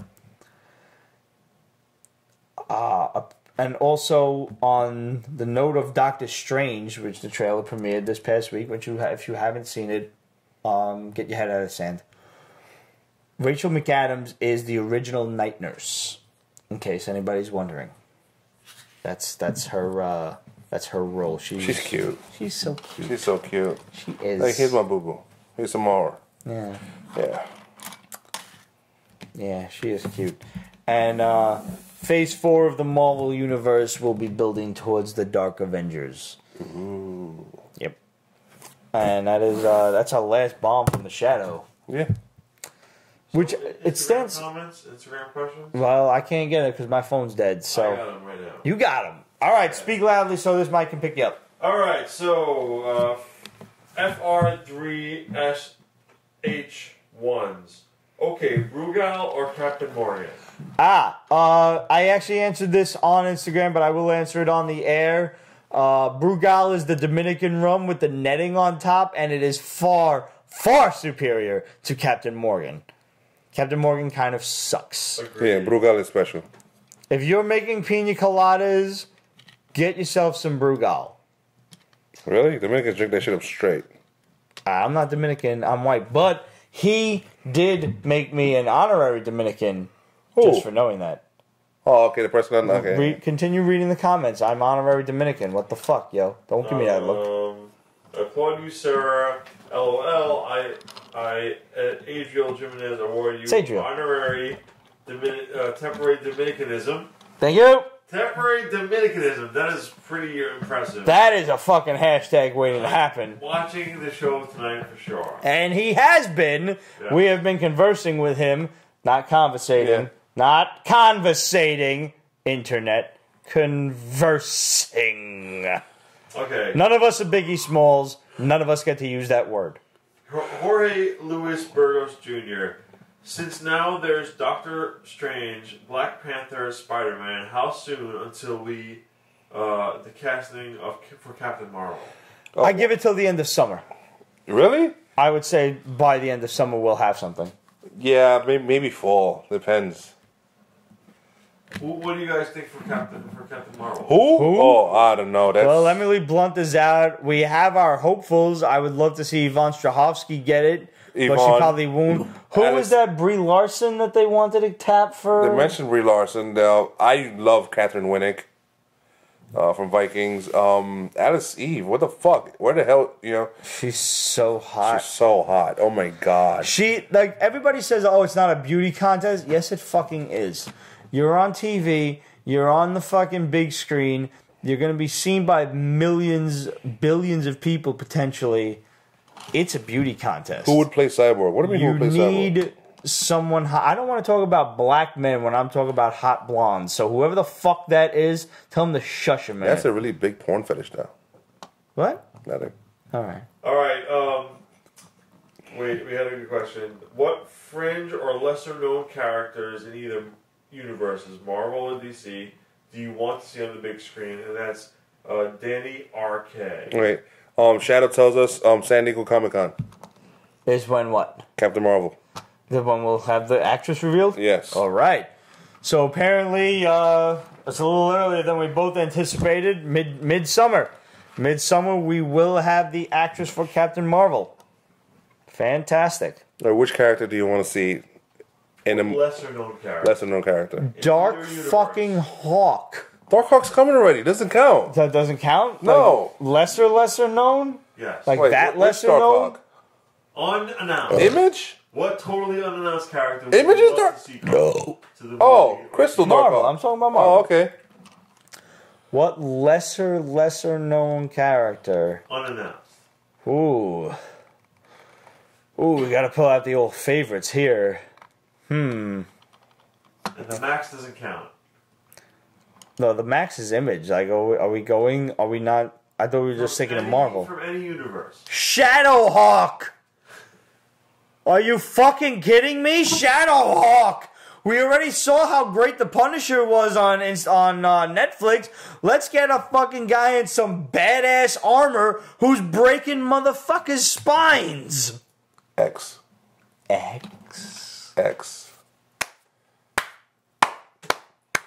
X, full-blown rated R, not even that. Straight up Dark Horse. You got fucking a dude with one eye and a lock around his neck who's fucking half Snake Eyes, half Punisher. Rocket Star Space says X would kill it. Ramon. X is awesome. I just gave him an answer, X. What's your answer? Who would be, out of any universe, who would you love to see on the big screen? Oh. I don't know. That's like weird right now. Just put me in the spot.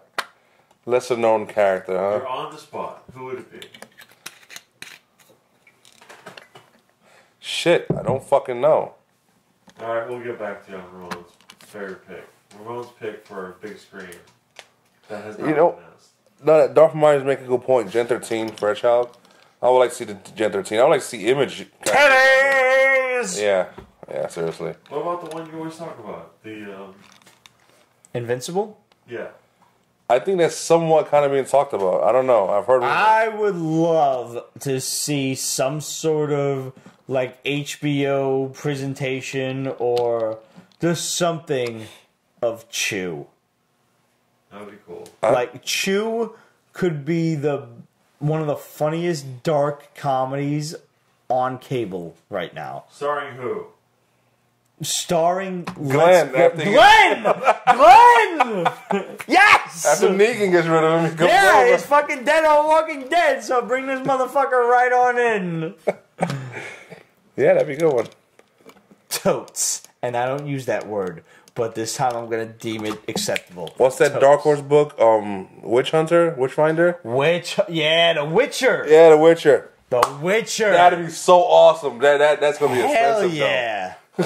Yeah, Monsters that's and going to shit? take Yeah. some fucking Yeah. CGI. That's gonna and be shit. some like budgeting from Netflix. Like that or is one of the something. best games apparently like out today. I've never played them, but like from what I hear and from what people tell me, but just the comic alone is just so good. Yeah, I agree. I can't wait till the next volume of that shit comes out. Yeah. God damn. Exo Manowar. Yeah. Yeah. It could work, just as long as you don't go all crazy with it. Let's continue. Let's talk about Dark Horse for a second. What's House of Penance? House of Penance is this woman from the famous Winchester family. The Winchester. guns? Yeah. Okay. She's gone crazy. Her husband's dead, so she's going crazy, and she has constant work being done in her house. This is a true story. Yeah. Because when you make the gun that Kills millions of people, hundreds of people, thousands of people. you go batshit crazy. Sure you do. So what she does is she hires a fucking crazy workforce. They can't have guns on the property. The curse is that the house must get constant work done to it. Yeah, and it is. And she doesn't stay Doors leading nowhere. Doors leading Stairs leading outside. nowhere, 3 yeah. stories up. Story. Yeah. Yes, it is. So The Winchester house this is is one of based the on most that. haunted houses in America. And she doesn't stay in the same room every night. Uh-huh. But the rooms have to be finished though. Like she can't be in a room that's not finished. Uh-huh. And it's just that, and it's a little trippy to follow. But it's good, and it's like fucked up. Like it's a little creepy. Now, this is a book that I'm sorry I didn't get a chance to read because I love the story of the Winchester house. Yeah. So I'm definitely gonna have to grab this. Yeah, you definitely have to. It's That's good. awesome. Yeah. I love nothing more than good old fashioned like American ghost stories. Mm-hmm. And any time like a comic book is based on, so many true facts about, and I mean if you read the Legends of the Winchester House, there are so many fucked up things that happen to it. And have you ever did you look up did you Google image this shit? No. Do it. I'm afraid to now. Bro, Like, I shit you not, stairs that lead into walls, into nothingness, doors that lead out fucking 4 stories up into an attic. You know, you just drop. Yeah, they talk about that. Yeah, it's one of the most incredible sights. I encourage everybody to Google fucking map this, like image search it, or what are they? The fucking the Google Earth. Yeah, like you can see it, you can look around it. It's unbelievable to behold with your own eyes without actually being there. It's unreal. Unreal. Highly encouraged. I had no idea this book was about that because unfortunately I didn't get to read that. Ramon make a Latin America horror story, The Haunted Chancla. Dude, every spick is afraid of the chancla, yo. What is that? For the flip-flop. Flip-flop, yeah. Oh. You get the shit smacked out of you with a fucking chancla. Is that like that? I thought like it just floats in the air and it like scolds you like in your a good parent will be able to throw it at you, even like kind of curve and shit. Yeah. But when it just like grab you and just start wailing at you, and while they're wailing at you, they're repeating shit to you. Didn't I tell you not to do that? It's like The curse. I'm about to start crying. Yeah. Yeah. Do you remember what you did to earn your worst ass whooping? Yes. Because I do. What'd you do? I won't discuss that. Really? I know. Oh, but a belt got broken on my leg. Wow. Yeah, I had the fucking welts across my leg. And it was like, it was bad. How old were you? I wasn't even a teenager. Yeah. I was probably about 8 or 9, I think. And that was, like, clear in my head the fucking worst beating I ever received. Beat your kids, Internet. Beat them. They deserve it. It is the only way they'll learn, and yes, they do deserve it. Don't be pussies. Beat your kids. Pete's Basement. So, Heartthrob from Oni Press. Oh my god. Did you read this? Yeah. It's depressing. It is, and I saw where it was going from, like, page 10. Yeah, you did. It was a long road getting there. It is, but once it got there, I was like, okay, I like this Here's bitch. a girl she gets a heart transplant. She's had, innumerable heart problems from Jump Street. And she finally gets the heart transplant. She gets to live again. And this shit just goes wrong for her. Like, her job refuses to pay for the surgery that they kind of promised they would. Mm-hmm. Her boyfriend, who they were really just fuck buddies, and she thought it was something more serious. He started fucking a girl from HR. So they broke up. But all through this, she's like she's starting to act funny. Like she's yelling at her boss. She almost breaks her ex-boyfriend's arm. Shit Which like was that. cool. Yeah, That was no, cool. absolutely. He deserved it. He was a dick. And this guy, she's like seeing this dude, like in the bar. Like, some tall, suave, blonde guy in a suit and shit. Alright, long story short, the heart donor is appearing to her in her mind. Yeah. Like, I knew where this was going. Yeah, you did. And he is not the, let's just say, straight A student. He's not, like, on the right side of the law kind of thing. Which is probably how he wound up a heart donor at the age of 30 in the first place. He's a thief, a bank robber, an embezzler. He's every kind of fucking white-collar evil you could possibly imagine. Mm.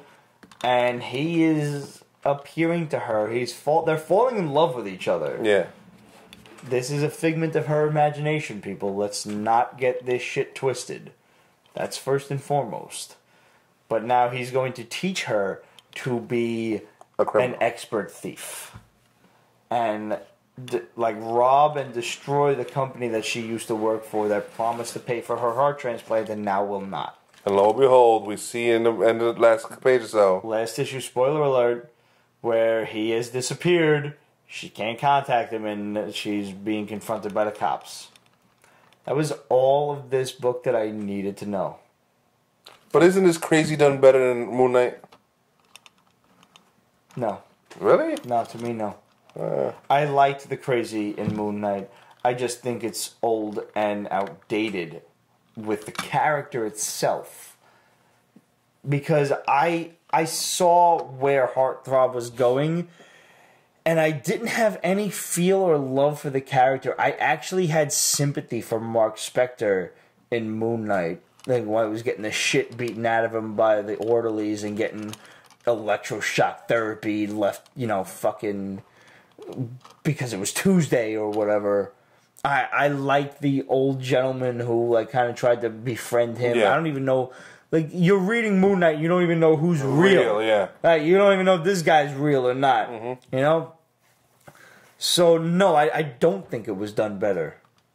That's my opinion. I'll be okay with this if I can't pronounce the Egyptian god's name. Kanushu? Whatever. Khonshu. Khonshu? Heals him. Because in Egyptian mythology, he's a healer. Okay. That's interesting. I didn't know that. Kind of fucked up. They hasn't healed him all the time, but... Yeah, really. So if he does that, that'd be nice.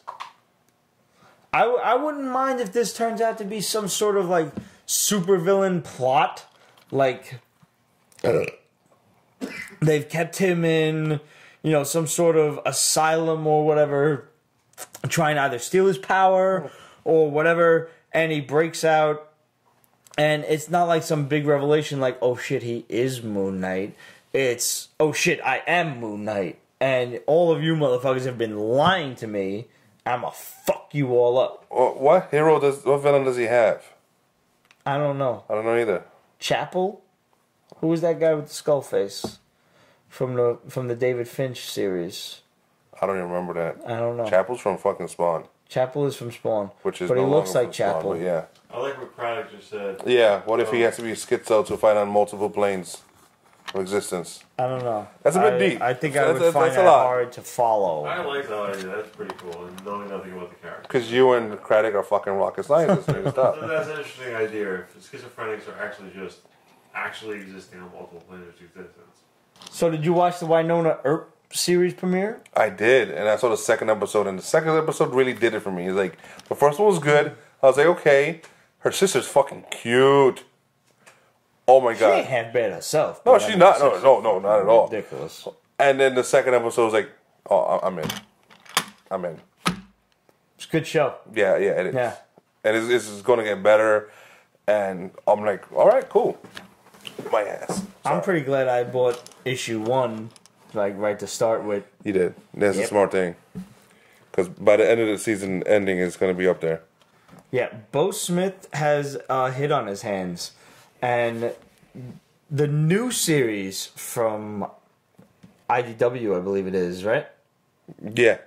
It is actually pretty fun. Yeah. I read the first issue, and I enjoyed it, so... The new issue, obviously the current issue is a lot further along. Yeah. It actually continues off of the original series, so if you haven't yet, go on eBay now before the price really starts to skyrocket and pick up the first series. A few dozen. A few dozen. Yeah, if you get it cheap, sell it double the price. Listen, if you can do it, just get like a bunch of them. There are not many number ones running around on eBay anymore. I assure you. But Wynonna Earp is basically she's like a descendant of Wyatt Earp, and she's fighting monsters. Yeah, well, in the TV show, it's she's fighting revenants, they call them, which are outlaws that was killed by him. So they come back. Okay, that's a little different from the comic books, but okay. Yeah. Comic books is just like monsters, ghosts, etc., etc. Yeah, he was a monster. I like that take on the movie. Though. It is. Yeah, on the TV series. Well done. We should do a Woman Crush Wednesday based on Wynonna Earp. I think. Hint. Mm-hmm. Oh, okay, bastard. For anybody who doesn't know, Ramon creates the best picture compilation photos for Instagram ever. Ever in the history of ever. He does. Like, he's being humble right now, like but tits. he does. He does like tits. He likes tits probably more than anyone on the planet. Yeah. I think. You're drunk. I am drunk. We had a good question just now. We had a good question. I love questions. What's the online price list we use? Yes, that's a good question. Online price list? What's the price guide we use? eBay. Yeah. You want to know what something's worth? Look on eBay. It's more realistic. And don't look at what the buy it nows are. Look at what people are bidding on. Because buy it nows are what I like to affectionately refer to as stagnant auctions. That is the maximum price that people think they can get for the issue in their hand, whatever it is. And chances are they're not. They're not going to, unless someone is desperate to own that book right quick. You want to look for auctions. Things that are being bid on that have several days left. Just watch it. See what it sells for. That's what it's worth. Or completed listings. Or you can search for completed listings. Right. But, that's always subject to change. You never know. I like to look at just... Because the books I search for, there are always multiple listings for. So, I'm still in the market for a Sergeant Fury #1. Circa $450 to $600. So if anybody's got one, hit me up. Pete@PetesBasement.com. I am big into Silver Age. I'm also looking for a Captain America Comics #46, the Holocaust cover. One of the more difficult issues to find. Let me know. What are people willing to pay right now? What are people willing to pay right now? You will find that on eBay. You will find that on comiclink.com. You will find that on comicconnect.com. Those are your price guides. Forget actual price guides. They are worthless. How did you get into rare comics, Adriel Jiminy? I think you should start with what you love. Kind of like you did. Absolutely. Yeah. Yeah. Start with what you're familiar with and love. Because rare means money. And you're not going to want to spend money on shit On something you don't like. Find a favorite character. Mine was Spider-Man, so it was kind of easy. Yeah. What a surprise. Well, I mean, I was a kid. Like, I've since grown. Also, since the then, but EC books from your grandma. right, any kind of the old horror books. Nowadays, I like stuff with New York covers. I'm in the market for a Human Torch 8, which has him fighting the Submariner over the George Washington Bridge. Holy shit. New York on one side, Jersey on the other. I love it. Shit like that. Find stuff that you really like. Find stuff that speaks to you. If you like Spider-Man, start there. Spider-Man has an exorbitant library. Find a villain you like. You like Scorpion. Go buy Amazing Spider-Man #20. First appearance of Scorpion. Go buy Amazing Spider-Man 318 when McFarlane started on the character. And that was like one of the first Scorpion issues. One of the most beautiful covers I've ever seen. Eric Larson was 342. Ask me what I had for fucking lunch. I have no idea. How do you know what's rare, though? No, it was 298. You know what? What's rare? God, anything is rare pre-1960. Try not to go by that. If you're going to start investing in stuff that's rare, save your money and buy a blue chip book. I told my buddy Rich, who you've seen on the show more than once, buy an Amazing Fantasy 15 as soon as you can. It's not cheap. Nowadays you're looking at almost fucking $4,000 for a 0.5. For a 1.0, you're looking at $6,500, $7,000. But 3-4-5 years ago, hang on, that book was $4,000. Now it's $3,000 more. It's only going to go up. Amazing Fantasy 15 is very quickly attaining the status of Batman #1, Superman #1. Yeah. This book in good condition and really, pristine 6.0-ish condition will be $70,000 within a decade. A decade. 10 years might seem like a lot, but in stocks, in investment potential, that's a fucking drop in the bucket. Especially with the movie. Take yourself $10,000. I know that seems like a lot. I know that seems like an investment. I know that seems like a house payment or something. Buy it now. Buy it fucking now. Get the best book that you could possibly get. Get a raw book if you can. Make sure that it is not restored. Yeah, that fucks it up. Ask someone. Ask the seller, is this restored? And if they tell you no or I don't know, if they tell you I don't know, move the fuck on.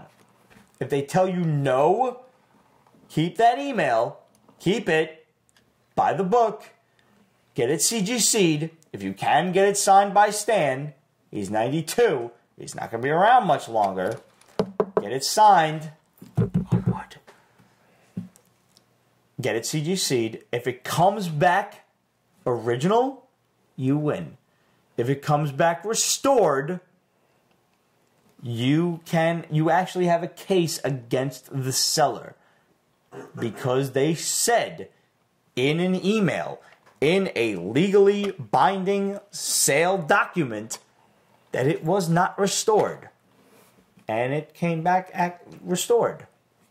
Oops. You are entitled to a refund. It may take you a while. It may take you a lawyer. But you can get your money back. You will not get back the money for the CGC, for the signature series, for anything like that. But you can get at least part of your money back if you choose to keep the comic. You will have to return the comic if you want your full refund. I know this because I have watched it happen with friends of mine. I'm speaking from experience. But regardless of how much you spend, how much you're willing to spend, how much you're willing to invest, and I use the I word very strongly here, invest, invest, invest.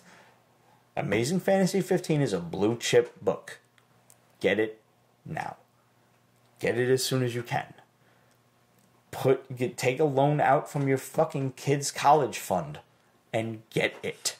Because in 18 years, when he or she is ready to go off to college, fully paid, that's when you can sell that book. Mm-hmm. And it'll be fucking 20 times what you paid for it. I promise you. Barring an economic crash and the zombie apocalypse, well, sorry. But at that point, money doesn't mean anything anyway. You're going to be fighting for food. Doesn't matter. Trust me. So, if you want to get into Silver Age books, get into the stuff that you like. Invest in what you like. If you want to get into books for money, it's going to cost you. It's going to cost you a lot of money. But invest in just key issues. Get first appearances, Fantastic Four 1, Amazing Spider-Man 1, Fantasy 15, Daredevil 1.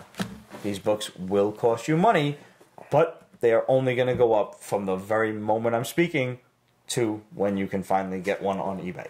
Mm-hmm. Good luck. Well, I've left a few books out, but we're just about 2.5 hours in, and I think that's about enough for now. Pete's we did good. Is more delicious than Silver Age comics, for sure. I am delicious. What does the first appearance of Venom go for? First appearance of Venom is Amazing Spider-Man 298. You'll probably look at anywhere between $30 and $150, depending on the condition. The first full appearance is Amazing Spider-Man 300. Let's triple that, and let's say anywhere between $100 and $500, depending on condition. Mm-hmm. Now, if a movie comes out... Like Cloak and Dagger. Amazing Spectacular Spider-Man 64. Cloak and Dagger, number 1, you probably could have got 5 years ago for $1. Nowadays, that first appearance is going to run you anywhere between $80 and $150. So, another big idea is if you want to invest, try to anticipate what characters are coming out and when. Basically, watch the first Carnage is an extraordinary amount of money for some strange reason. It's like the fucking market is preparing for him. Because that ASM 361 will run you almost $100 for a decent copy. Basement investment segments. Dude, I've been at this a long time. I've been buying Silver Age books since I'm a little kid, just because I was always fascinated by them. I need a big allowance. That is true. You know, you don't ask for fucking new Jordans for Christmas. Ask for comic books, or ask for money for comic books. You want to do it? You got to invest fully. You got to be committed to it. You can't. This has got to be your hobby, your existence. You can't be nothing else. Don't get baseball cards. Don't get sneakers. Don't get fucking purple label Ralph Lauren shit. Comics, and that's that. You know, most of us ain't rich that we can't afford to get an abundance of extraordinarily cool shit. So pick what you like. Just pick what you like, and that's that. Fortunately, I started doing this 20 years ago, before the market hit like this. Do you think Death of Superman made the comic book went up because of the movie? Nope. There were so many issues printed of that back in the 90s that you would be hard-pressed to pull more than $25 for that issue. I'm pretty sure it's sold, and some idiots bought it on eBay for a lot. You think so? I think it's a sucker all the time. Yeah, that is true. Maybe. I have a Superman 75 signed by Jerry Siegel, and I never really did anything with it, just because, like, why? You know, it's so generic at this point. You know, you may get a couple of people like right at the heart of the Batman Superman hype that went out and bought them, but beyond that, nah, I don't think that book will go up too much.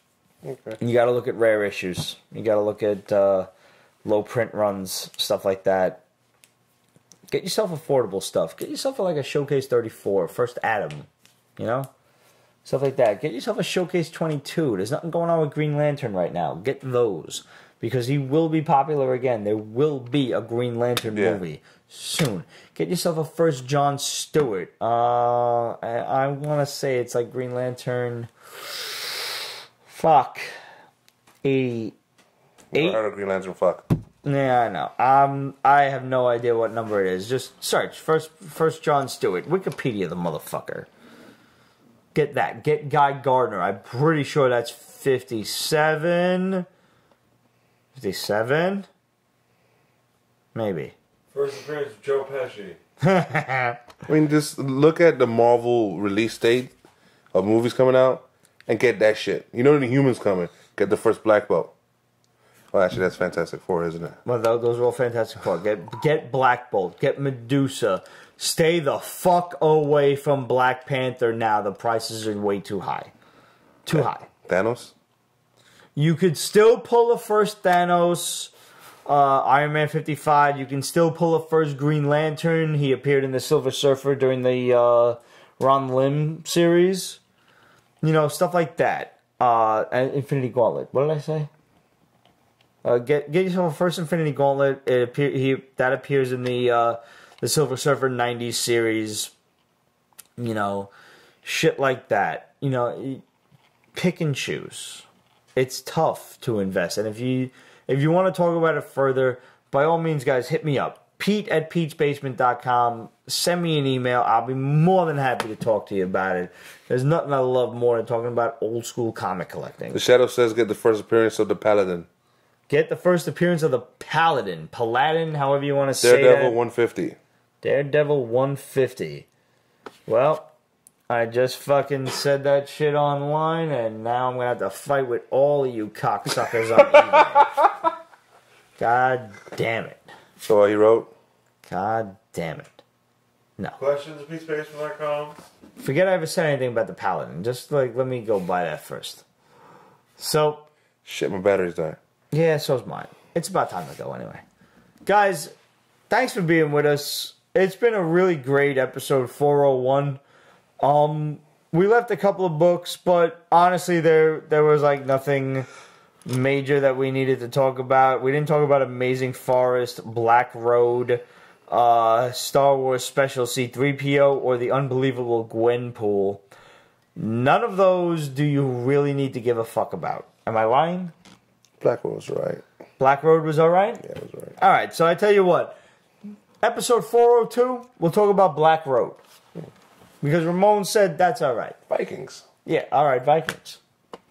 So thanks for tuning in, as always. And be sure to check out the Pete's Basement Patreon page. Become a patron of the basement. For as little as $1, you can get your name and lights on the website. And we've got plenty of other great prizes in store for you guys.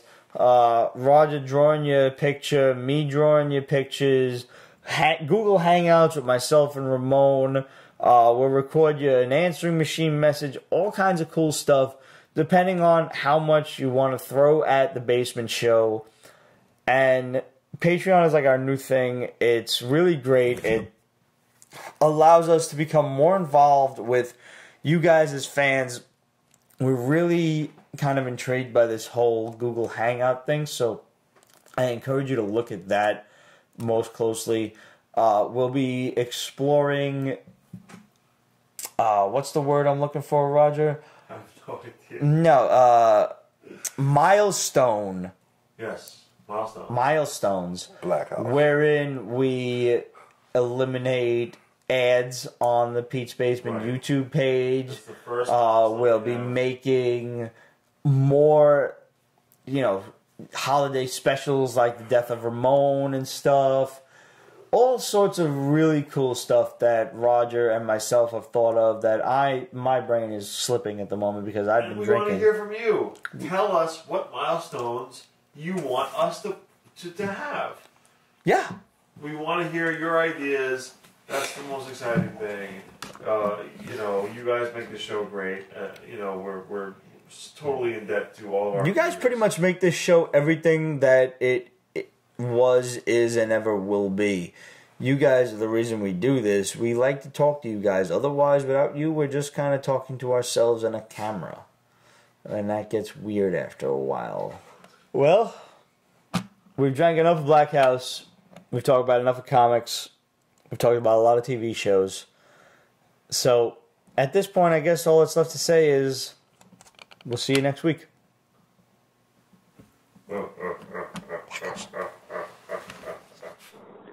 Pete's Basement is copyright 2015, Rift Productions and Pete's Basement LLC.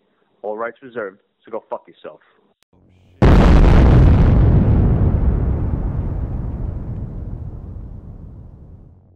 Hey, Rocket Star! Congrats! First of all, right off the bat, congratulations to our boy Rocket Star Chris Craddock on the birth of his boy. Papa Bear. Welcome to the world, little Kal-El. Hey. Salud. So, fuck it. Let's drink. Damn, I'm gonna so regret this. Damn, this is like at least, what? This is probably a bad idea. It is a bad idea. Are we continuing this? Yeah. Come on over here and sit down, Roger. Roger's No, I'm like, not sitting over there. No, but you're gonna sit down for a second while I pour your cup and get your brothers. I got. no, he's good. Oh, good. Yeah. He knows. He remembers the 400th episode. Slow it The down. whiskey is on a break. We're drinking Black House tonight. Blackberry schnapps. This is not a weak fucking liquor. Leftovers from the 400th episode. If you've never drank Black House, I highly suggest you do it. This is what 18-year-old us would drink. Yeah. And you know what? If you really want to be 18-year-old us, you put Cranberry juice. cranberry juice. We used Mojo to call Jojo. a Mojo Joe juice.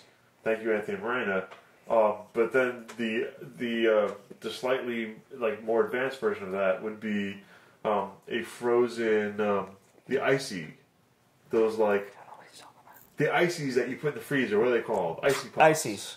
Whatever. The cheap shit for like a quarter, a dime, or something like that back yeah, then. if it's the summer, so you'd put cranberry juice and then an icy into it to make it extra special. Anyway, cheers. Salud. Congratulations on 401th episode. And to you, sir. I cannot believe This is Roger's brainchild. I just want you guys to notice. In case you don't know, Roger came to me in late 2007 and said, "Hey, Pete, you want to do a podcast about comic books?" And I said, "Absolutely. What's a podcast?" I think that should be like our next Pete's Basement t-shirt. Rick Sellis, if you're watching, possibly a look of me like Nice, this on the Lord. phone. and it says, "What's a podcast?" underneath. There's your inspiration. Pete's Basement. What's a podcast? And maybe a little inset of Roger, like really excited, yelling, like into the phone. Simplicity. Something like that. Simplicity is fine. Yeah. Anyway, cheers. Thanks for sticking with us. And seriously, guys, we do this for you, and we look forward to talking to you guys every week. And Periscope might just be one of the best things that we've ever embarked upon. Correct. I'm going back behind the camera now. All right. Enjoy.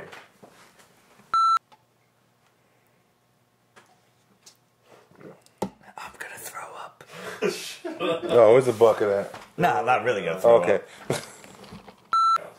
Oh yeah, just half the bottle's gone. Yeah, that. Who threw up in the drunk cast? Sorry, man. That is privileged info. I can't reveal that on the air. But some people did. Can we say to the bottle how much of Black House we drank? Because it was. This was fresh when we opened it, and it is now down to here. 40. That's half. That is more than easily. yeah. It's over a half. It's almost 2/3, I would say. Also, has anyone noticed their eyes burning when they drink that? Don't pour it in your eyes, man. No, That's not good for you. Hello, my baby. Hello, my honey. Hello, my right-time gal. Ooh, ice. Baby, my heart's on fire. God, is that what I look like doing that? Yes. If you refuse me, honey, you lose me, then you'll be left alone. Oh, baby, telephone and tell me I'm your own. Frog was the best part. This is the best part. I'm glad y'all received that so well.